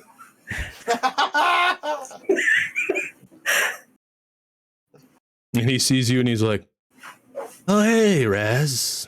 How's it going?" Going good, Schemo. Good, man. Good. You, when's the next, ceremony for the God of Death? Should be this Friday, Schemo. Right. It's good to hear, man. It's good to hear. Well, I was just heading to, blacksmith shop. They got some things I'm actually trying to pick up and, the metal pieces, what have you. Where are you after? I'm just on my way home. Nice. That's good, man. All right, well, stay safe. And then he walks past you. Wait. What's up? Schemo! Yo. Who And said I would that? like to be visible again from behind Raz.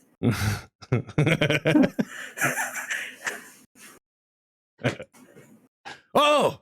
Hey there, T357. It's good to see you. Hello! Hey.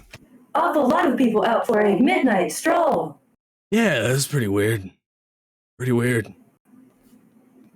Why don't I join you to the blacksmith? Okay. Yeah. Well, I got what I need, actually. We can go back to my place. That's where I'm headed. How industrious. All right. I'll see you later, Raz. What was it you were trying to say? Nothing. Have a great night. All right, you as well. You two walk away from Raz. And I would like to, as we are walking away, Oh. the same dagger that he saw go through the spirit. Hold on. Say all that again. I don't know what just happened. Oh no. Say all that again. Oh there was a no. hiccup. There still is. It's glitching real bad. But no, as I walk by Raz, I would like to be visibly palming the blade that I use, my blade of return that I used to help kill the spirit in the alleyway. So he knows. So Raz can see it. You. Nice. Yeah. Nice. There's some mystery and intrigue happening now, boys and girls. Jesus. All right, we look good now? Yeah, we look good now. That was weird. There was a hiccup, Steve. That's crazy. Okay. Before we cut back over to you two now, which I guess we're gonna do, Raz?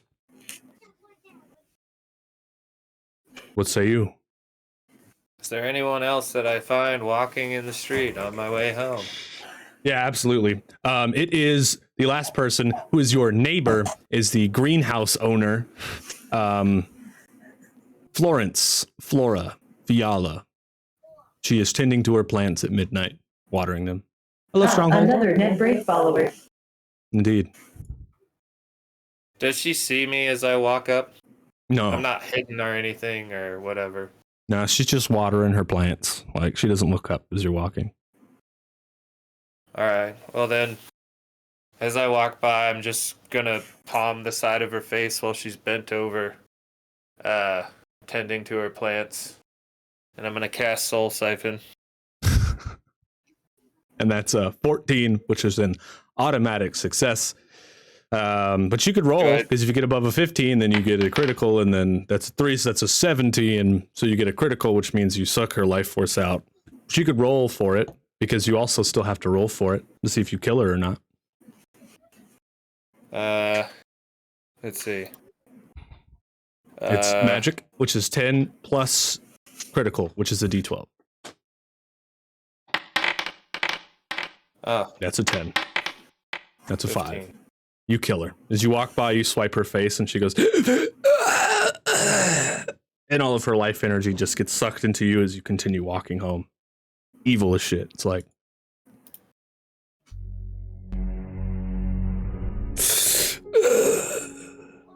all right. Rez, you're back to full health. I'm just Get sucked, idiot. Sorry. Walk back into the house. And right. I'm just gonna go straight to my room. Like you went from you're happened. going through like the stages of life. You were like sad, and now you're angry. You're like going through all the stages of death, even. Wow. Okay, well, we've got some more roleplay bits here, but this one here is just going to involve me and T357. So if you want to go use the bathroom, like Bomblin did, go on ahead and do so. And while we knock this out, huh? Sure. Sure. Here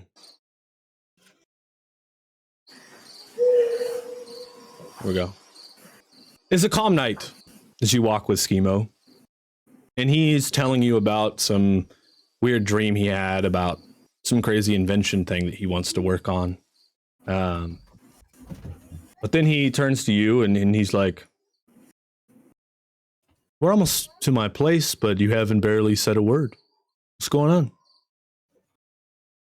I guess there's just a lot processing through my servers. Hmm. We met with the king. Really?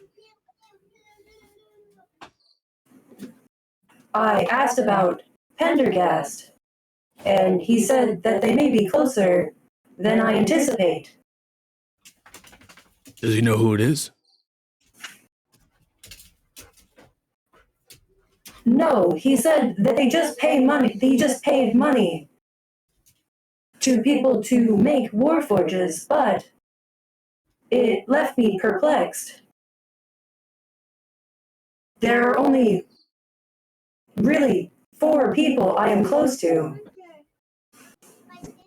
Right. And said that in the war, certain important people during the battles lost their memory and had them wiped.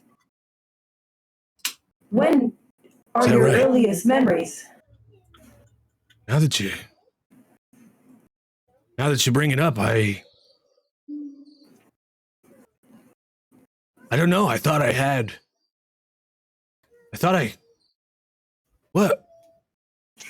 knew when I grew up. Where did I grow up? Yeah, I don't know. I guess being with the Legion are like my earliest memories. Mine as well. Hmm. Well, that's weird. You know, I've been having weird dreams. I've always had weird dreams, as far as I can remember, about making things and creating stuff, and I've been, like, writing it all down. Oh, I gotta show you something. Do you want to see something? Absolutely. And he pulls out his keys and jingles them around and unlocks the door. You guys walk into his shop to see there's a bunch of new things in there, like little tiny geared machineries that are like working to make potions by themselves, and other little machines that are like cracking eggs and like pulling out small creatures, and all kinds of crazy ass clockwork shit, which is way different from what you had a couple weeks ago when you were here. And he's like, come on. And he like pulls your hand and pulls you to the back of his shop. And in the back of his shop, you guys like go through these two little doors. Hold on, I gotta pause this. We're not outside anymore. You go through these two little doors, and once you get inside, you can see there are a bunch of plans and things like drawn on pieces of paper and scrawled all over the walls. And he talks to you, he says, I've been having these dreams about these creations. I've been writing them down. And you could also see on the ground, he's got a bunch of old parts, like crazy old parts. And he goes over to a chest and he's like, yeah, some of this stuff has been here since before I got here or was here. And he opens his chest and just like starts throwing stuff out onto like this desk. And there's like gears and crazy different parts of things. It's like, what do you think this means?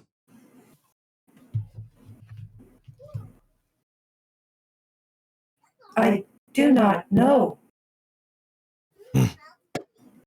He continues pulling things out of the chest, and he starts setting things on the table. You always seemed to know what you were doing when I asked for help with upgrades. Right. I never thought much of it because I thought you were part of my reprogramming when coming into the Legion. I thought I was a potion maker. But I'm not very good at making potions. I'm just gonna tell you the truth. I like smoking, I like drinking, I like cool animals, I like facts about animals, but I don't know shit about potions. And he continues pulling things out. And as he does, he sets this thing on the table that you are immediately drawn to. And it's like this small, light blue, like chassis, like piece of metal. It's like in a cage. And on the inside of it, there's like a bunch of little itty bitty like crystals, like gemstones, but they're all like clear. But it doesn't look like there's anything special to it. But you're immediately drawn to this thing as he sets it down. And you walk over and you pick it up and start examining it. And he looks at you and he's like, yeah, that thing. That thing.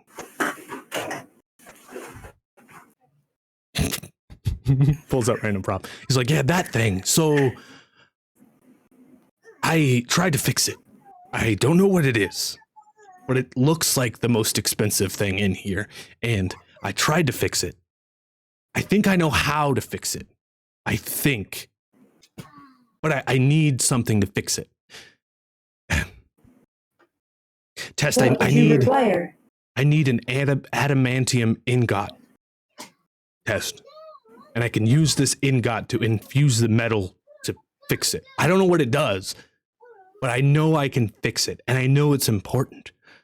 But the issue is that adamantium ingots run for about 5,000 gold a piece, and I can't afford to do that. So, yeah. I will see what I can do. All right. I am strangely drawn to help you do whatever. Okay. Yeah. And I since you're helping me with this, there's one other thing. And he pulls out this like old journal. And he's like, I found this in here, but I can't read it. It's in a different language that I don't speak, I don't think. He's like, I'm gonna hold on to the metal piece, but you can keep this journal, and if you can make heads or tails of it, then go on ahead. May I open it? Sure. Go ahead. And yeah, so you open it, you unravel like this leather binding on it, and there's like a clip, and you unclip it, and it's just scrawls of drawings of like metal creations and like plans for things, but on like a bunch of the pages in the front and a bunch of the pages in the back, it's like an actual journal. And you can kind of tell because on the top it has like a date. And then there's just like a bunch of stuff. And then the next page has like a date. Now what you can do is you can make me an intelligence roll to see if maybe you know what language this is.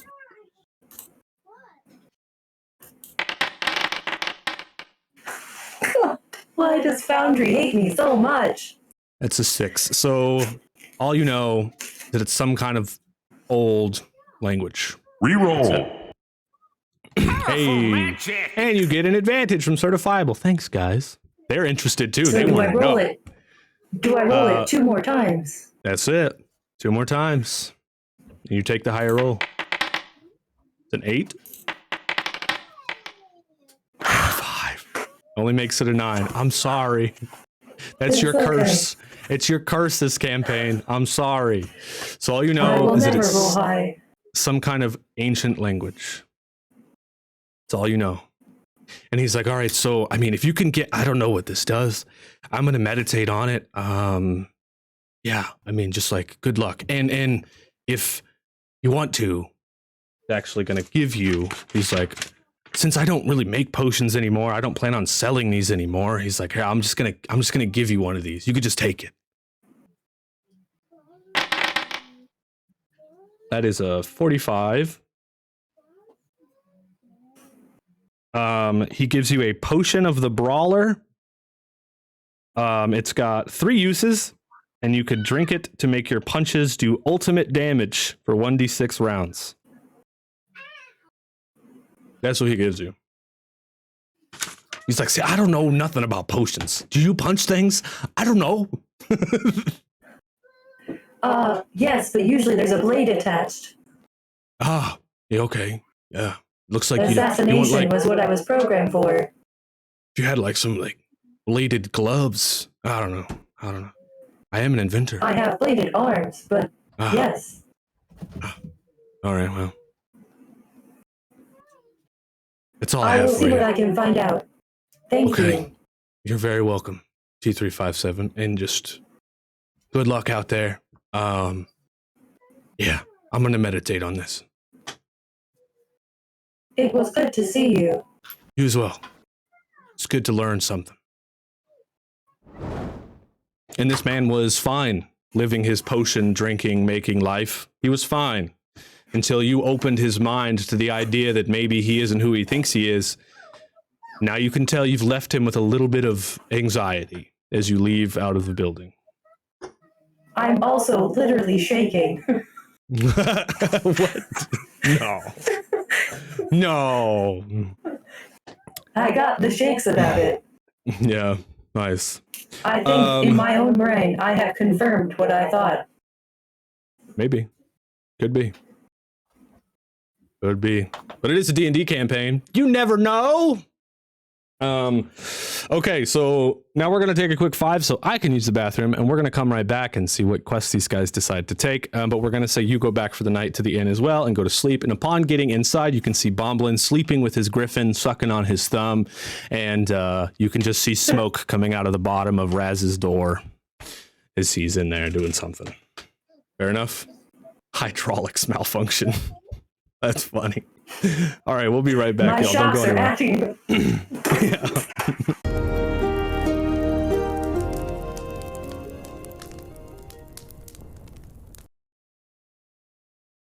Eels. A bunch of eels, 40 everybody. eels. Yes, yes. Well, welcome back, everybody. Deep breath. It's been an intense episode so far tonight. Everyone has risks of changes and things that are happening. Lots of character development. Lots and lots of character development. But I tell you what, it's time to move on to a little bit of a lighter note. So the Dungeon Master says. The story begins once again as the camera pans down to a small little inn on the corner of an alleyway here in Common Steel City.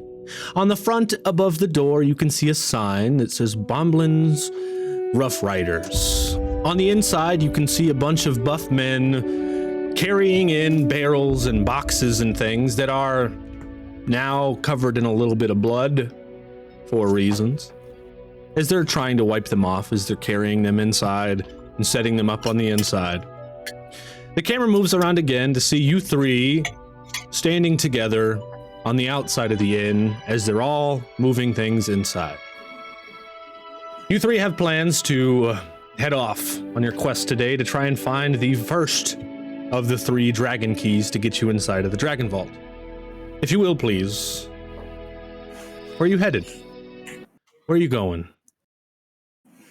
It's sandbox time, I baby. imagine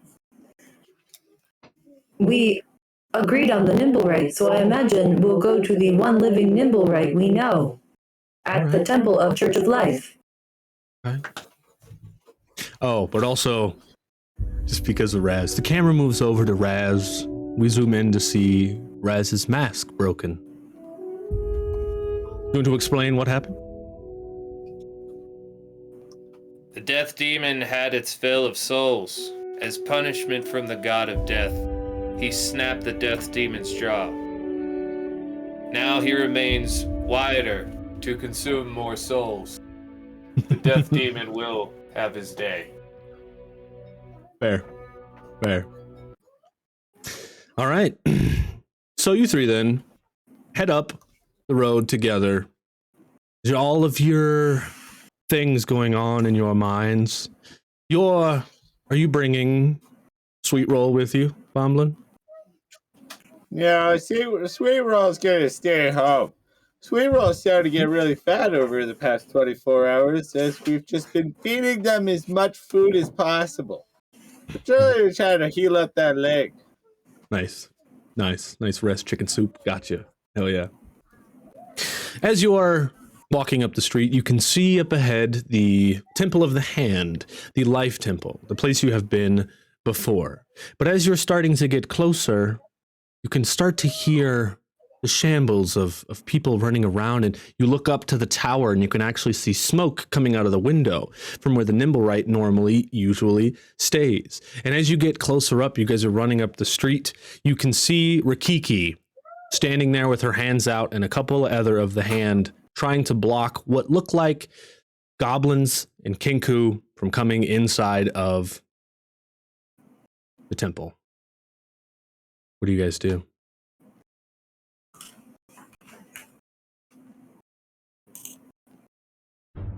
Well, you roll the initiative is what you do. You roll the initiative, baby. Hell yeah, that's a 19. Maybe you get to go first. How is that the thing that I get a 19 on? Right. All right, you're first. Mm-hmm. Have they noticed us yet? No. Perfect. Then I would like to use my assassin ability. Okay. I picture But also I can draw use... here, can't I?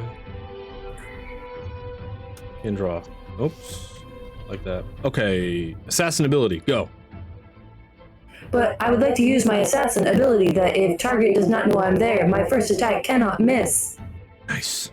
Hell yeah. And so I would like to... Yes? I picture you three like... I could actually do it like this, can't I? Good burp, buddy. Thanks. Yeah, I don't have a map again. This is all freehand, but this might help. There's like one here, one here, one here, one here, one here, and then these are the hand people.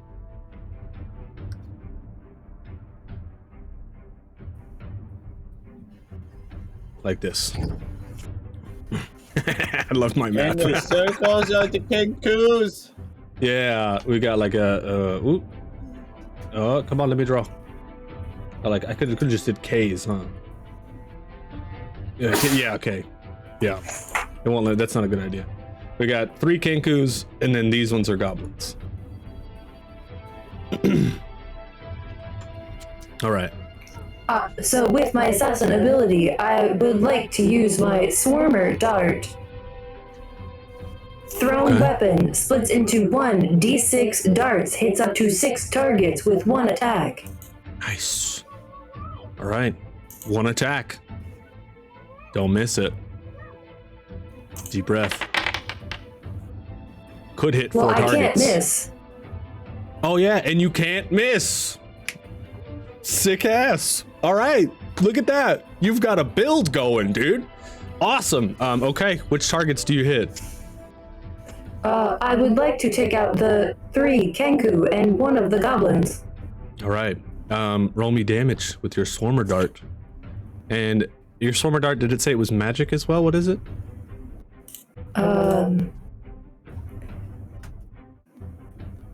It is splits into 1d6, hits up to 6 targets, 1 attack with 1 attack.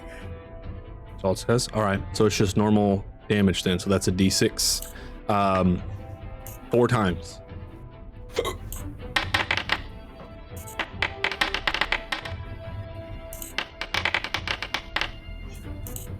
I have to get out paper now. And you've got a +2 on each one of those, right? So yes, it's a 3, 5, 4, 4. Okay. All right. Your swarmer dart, you shoot it out. Does it come out of your crossbow, or do you like throw it? I like the idea of it coming out of my crossbow. That's cool. If you do it out of your crossbow, you get to do fire damage.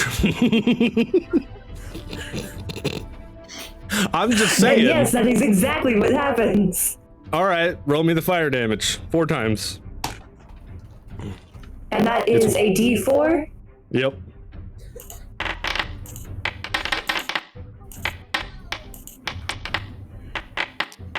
All right, 2, 2, 2, 3. Gotcha.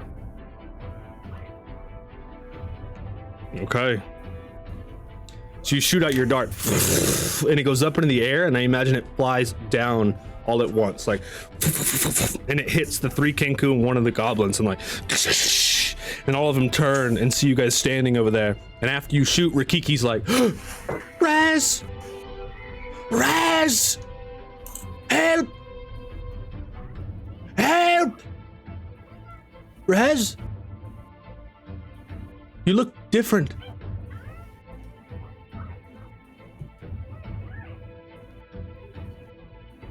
Is it my turn? Oh, fuck. He says nothing. Okay. She casts a light beam at one of them here, because it is her turn. It's like a beam of light.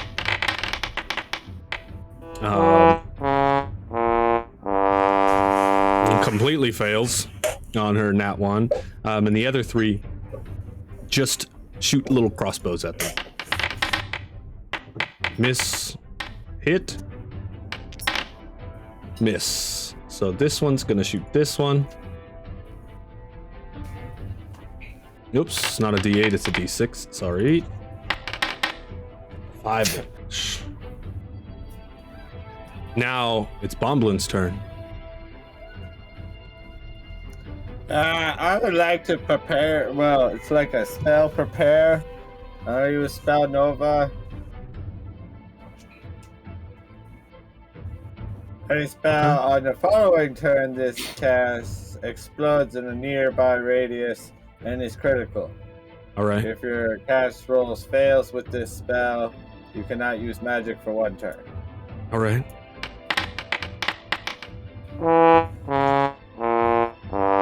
I don't think you have to, when you do spell Nova, you don't have to roll to cast spell Nova. No, it's just when you roll to cast the spell. Yeah, so it's just in the following turn. So this is just like a preparation turn that takes your action. But Suni did give you a reroll. Yeah, so you don't actually have to roll to cast it. Rolling anything. Yeah, exactly. Yeah, but So does it enter go? All right, would you like to move anywheres? No. Okay, right. All right, now it's Raz. Yeah, we're gonna put that one in the pocket there, Suni. Maybe. We'll see how it goes. All right, yeah, we'll bank it. We can bank it. Pay it forward. What do you do, Raz?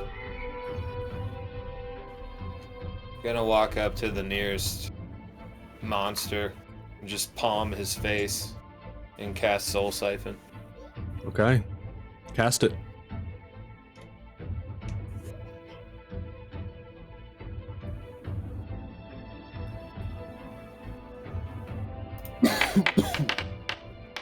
God damn it. You fail. As you reach out and grab his face, you pull his soul out of his body, but you pull what looks like a Dementor out of his body. And it now floats above you. And the Kenku looking next to it goes, "What? What?"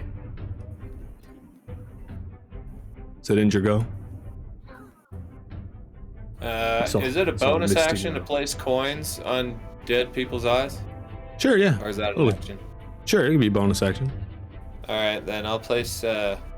Because did we kill any of them yet? Technically, the Kenku body is empty because you pulled the soul out of it. So you did kill technically something. All right. I'll place some coins on the eyes as it's just falling down. Nice. All right. Does that affect the soul?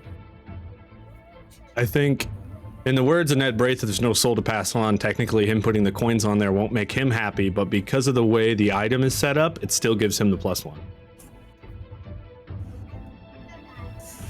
Wild. Yeah. All right. Now it's you, T357. I would like to use my blade of return, but also poison blades. Nice. So poison blade ability plus my dagger of return. Okay. Badass. And I will be... Go ahead. Poison Blades does the same amount of damage next turn, right? Yes, correct. Yeah. Nice. Cool. 15. That's a hit. Look at you. You're on a roll tonight. You can roll above a 3. That's a 4 plus 2. That's 6. So who are you hitting? I would like to hit the next Kenku in line. Okay. I can draw. A1. What does it look like? It's still a square? Oh, that's kind of cool, though. Oh, Jesus. All right. I'll just remember that for next time. All right. You hit him for 6 damage. Now, here's the thing. As you do, he dies. So your poison blades don't do much. This is body falls to the ground, and your knife returns back to your hand. Badass. All right, so these two are Would dead. that, Oops, go ahead. real quick question. Would that automatic... Words are hard. It's okay. A fluster. Yeah. So are my abilities just innate, or do I have to enact them? What do you mean? I have an ability called Blade Storm that says if an attack kills its target, making another attack instantly. That's It does badass. not All you require... gotta do is tell me. That's pretty sick. Yeah, you just do that. Does it not require an attack roll? No. Well, I think it just make another attack. If it doesn't say that it doesn't require one, then that Yeah, I would think be. it just so, yeah. allows you to make another attack. So you get to attack again. So your blade returns, and then you could throw it one more time. Just like. Perfect. Can I go for the spirit that is in front of Raz? Hell yeah. Hell yeah. Roll it. So that's another 6. No, I don't need to roll it. It's the same. Oh. That's right. No, I get you. Yeah, you got it. No worries. And Suni did say Smoky Bear. Couldn't resist. No worries. Dang! +2, that's 8 damage. And that 8 damage will reflect next turn as well. Sick. All right. Now, does it end your go? Yes, I believe it does. All right. Sounds good to me. The spirit turns and looks down at you, Raz. As it's floating above you. Where did my soundboard? Where did you go? Don't run away from me. As it is floating above you, Raz. Oh, hold on. Sorry, y'all. It froze. One sec. You know, I have computer parts coming. All right? I do. As it turns, makes eye contact with you, Raz. And you can see through its smoky, masky face, you can see little red eyes inside of it. And it's like, we are one. We are one, Reverend Raz. And then it tries to suck you.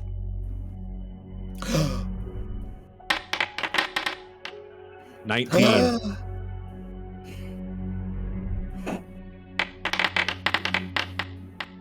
2 damage. And it does heal that 2 damage.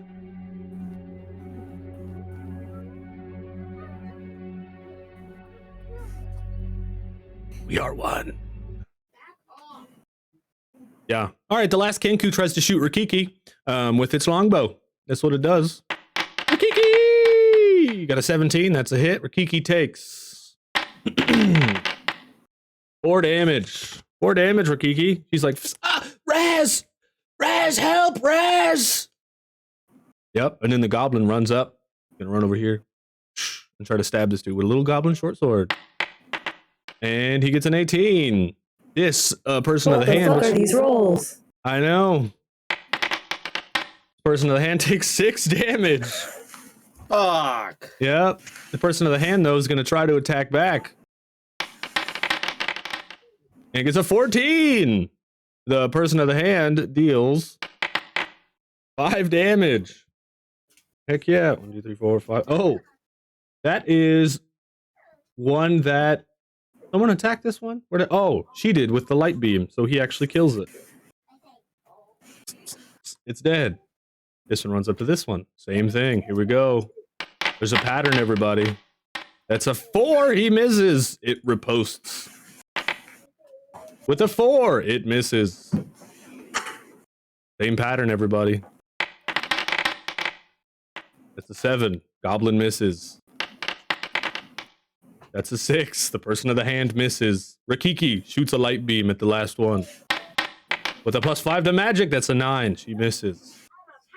It shoots its longbow. It fails. And it breaks its longbow. Oh, shit! Now we're back to Bomblin. That was a really long little thing. There's a lot of people attacking right now. I'm sorry, y'all. But go ahead, Bomblin. I don't know how my radius circle really works when casting with a near, but would I be able to at least get the guy that's away from everybody and one of the other guys with my damage circle? I don't think I can hit all 3 of them. Because I was killing somebody else. I think you totally could. You're right here? Yeah. I'm cool with that. Here, let's see. I'm going to draw a circle. Draw ellipse. I feel like this is like near. Oh, it's close. It's close. Yeah. We'll take it. I'll take it. All right. Yeah. I'm going to cast Firebolt, but now with the spell preparations of Spell Nova. Ah! Oh, I got a 12. Can I use Suni's Give-A dice? Yes, you can. I have one in my pocket. Oh, sweet. Yeah. Ah! Hooray! Oh, it's only a 12. God 12 damn it. plus 1. Don't you have a +1? No, I got 0s to intellect. Oh, shit. Yeah. You fail. What does that mean for Spell Nova? All I needed was a +1. That's crazy. God. What does that mean for Spell Nova? Woo. Woo. What does that mean for Spell Nova? That means I can't cast magic. For one whole round, huh? It just all fizzles out. Damn. Right. Looking good. No +1s, but looking good. All right, Raz, what do you do? Fizzle out. Yeah. I'm gonna get very frustrated because this keeps happening to me. Yeah, I And, feel so. This is gonna be kind of weird, but I'm gonna. Well, I can't do that. No, never mind. I'm just gonna grab the spirit by the shoulders and be like, "I'm tired of you not staying dead." And this time, when I do Soul Siphon, I'm just opening like this. Nice. Okay. When you say, I'm tired of you not staying dead, it locks eyes with you and it's like, you want us to stay dead? Yes. Are you sure? Never been sure of anything else in my life, but this, I am positive. All right. Hello. Roll your magic. Oh my god! Still roll me your damage. I'm gonna use my coin that somebody gave me. Reroll. Oh. Or maybe I'm not. Okay. What the fuck? You know what? You don't got to use your coin. You still got a 2. It seems that tables have turned. But go on ahead and still just roll me your damage.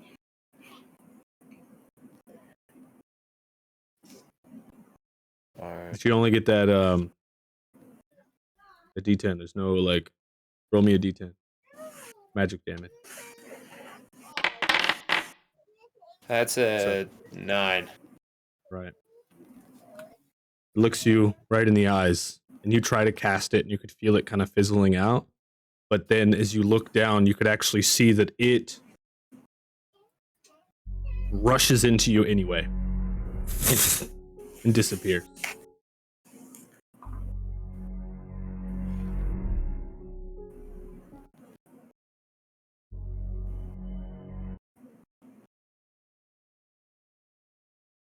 Okay. Okay. Mystery. T357, you're next. There's 3 alive. What do you do?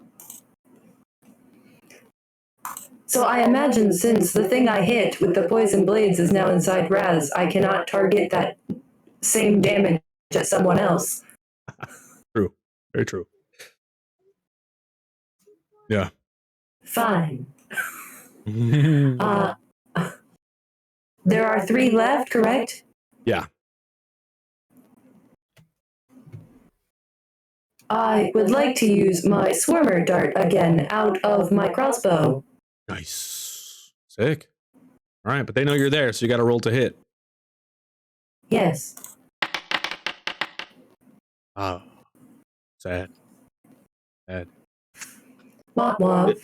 This one runs up to Bomblin. Tries to stab him. You cast magic at me, see? Totally misses. This one tries to stab the hand. And misses. The hand tries to stab the thing. The Kinku, the last one. Natural 20! There you go, hand. The 4 plus the 7, he kills it. Last one, the goblin. 17. What is it? 6. This one might die. Let's see. Yeah, he kills him. Stabs him. Kiki's like, no! She's real sad. Shoots her light beam at him. For a 4, she misses. She's disgruntled. Bomblin, it's your go. You do. It's just this guy, the other one. Yep, the 2 circles. Alright. There's a guy in front of me. I would like to hold out my Minotaur hand and like press the bone up against him and then activate it so the bone sword grows into him and kills him. That's pretty sick. Yes. I'm still gonna make you roll to hit, but this is gonna be an easy roll. You only gotta be D10. 17. Nice, baby. Roll me damage. 21. Hell yeah. Yeah.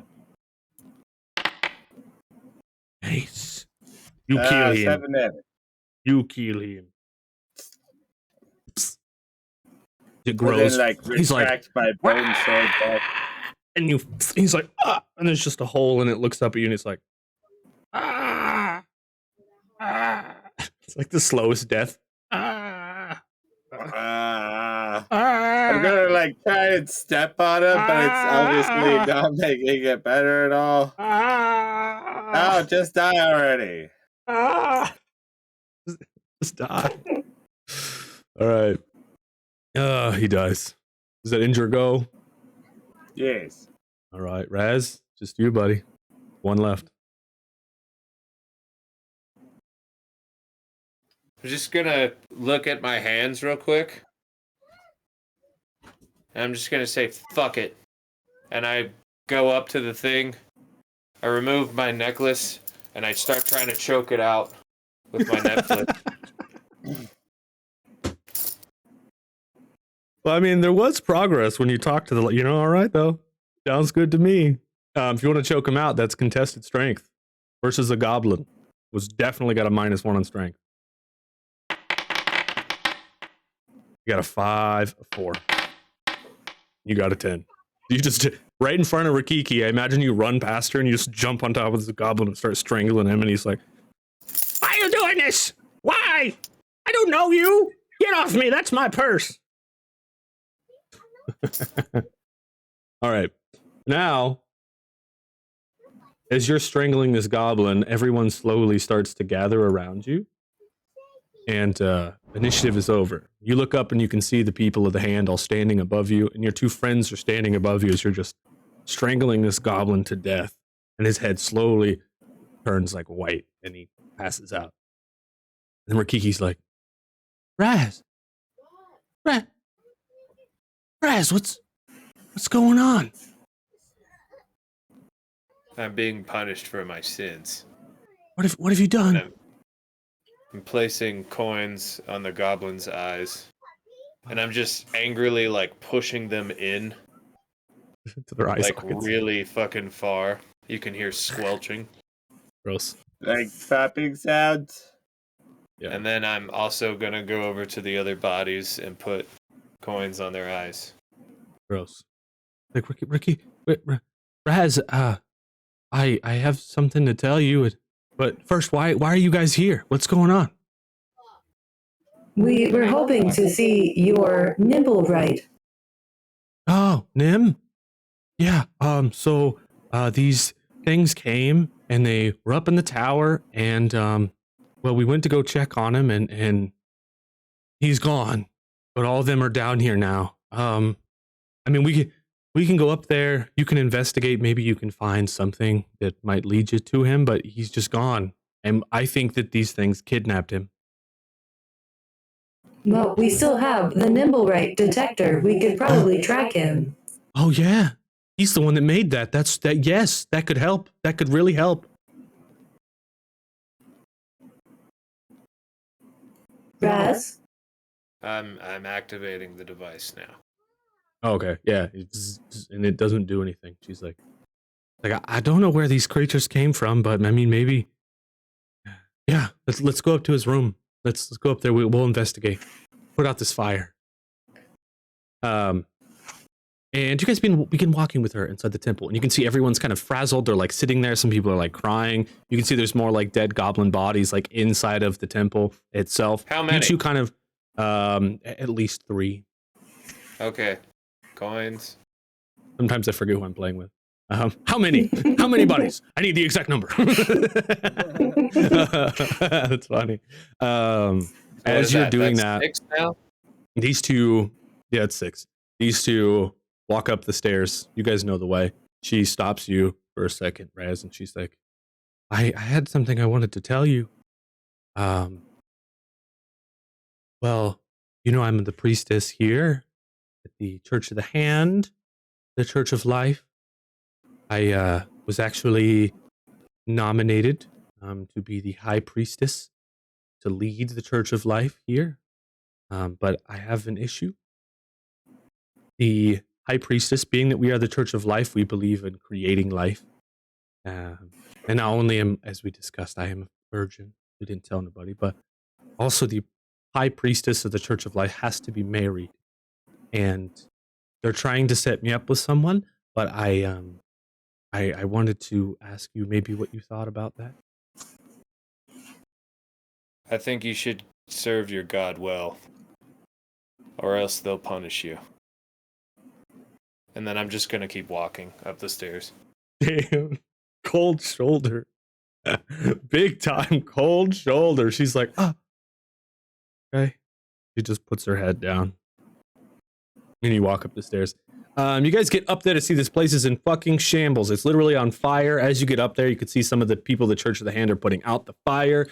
Each one of you guys, make me a wisdom check, investigation, to see maybe if you can figure out what the fuck was going on. Okay, he's moved on to Emo Raz. Hi, LV, what's up? 8. All right. I got a 10. I got a a 19. 21. Hey, Raz. When you're 21, you can see what seems to be a trail. As as you're looking around, first of all, you find there's a bunch of like footprints of like sewage, and the smell is familiar to you, like you've been there before. But you also find what seems to be a trail, like something heavy was drug. Maybe the Nimblewright itself or something else was drug out of this room and down the stairs. You follow the trail, dedicated, and you go all the way down the stairs towards the back of the temple. Go in through the bathroom, and in there is a sewage grate, and the sewage grate is open. Like, well, I guess we're going down here again. Damn it. I'm wearing my good cloak. And that, my friends, is where we leave it for the night. Before we leave it for the night, yes. I know that the wisdom check was to see if we notice anything, but is there a chance I could roll to see if I can see any Nimblewright schematics?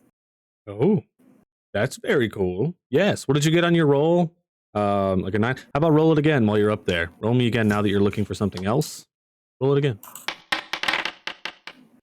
Oh, that's a 4. How about this? Nope. You find a half a one that's like burnt, kind of like burnt up from the fire. Gift a potion. Yeah. Custom potion that adds 3 hours of AOL online. Thanks, Outsider. I'm assuming that's for T357. And you got a reroll from Steve, Proteus, so go ahead and hit it again. 17! All right, so you find the half-burnt one, and then you absolutely find a schematic for a Nimblewright that you're assuming the Nim used to create the other Nimblewright that you guys fought. And perfect. And for my final thing I want to do, okay. I would like to summon a snake off of the inside of my panel, roll up the schematic, and send it to Schemo. Nice. That's cool. Hell yeah. I love that. I love that. So the snake arrives. It curls in your hand, and you roll up the schematic and put it in the flying snake's mouth, and it out the window. Out the window it goes. Badass. Yeah, and you also find in here a potion that adds 3 hours of AOL online. Whatever that means, I don't know. It's an acronym for something. Asses on Leviathans online. I don't know. Okay, yeah, but that's where we're going to leave it for tonight. I'm sure a lot of you have questions and a lot about everything that happened. I know. So we're going to take 5. We're going to come back and do our short rest. If you're watching on YouTube or listening on our podcast, thank you so much for checking out the show. Truthfully, we appreciate it. You can rate the show. You can also leave us your comments and your thoughts in the comments and in the show notes if you want to. We would love to hear that feedback. And if you want to hear the short rest, you got to come to the live, baby. So we're going to go ahead and do that. It's our table talk. We're going to level up. We're going to talk about everything that happened tonight, our thoughts and our insight. We'll be right back for that in a few minutes. Everyone here in Twitch chat, thank you so much for being here. And don't go anywhere because we're going to come right back. And when we do come back, you guys can actually ask these guys questions about maybe what their thoughts were on what happened. And you could tell us what your moments you want to go into more depth with are. All right? We'll be right back. Yeah. Credits. Cheers, heroes. Thanks for supporting the show. Followers, Mega Losing, GB Moore, subscribers, Chisholm Purdy, Debbie Snacks, Arms, Suni, Angionics, Moby, cheers from another tabletop, Moderate, Chapman Talk, Children Purdy, Spice Illustrations, Psycho Stacks, raids from Owlbearin. Owlbearin rated us.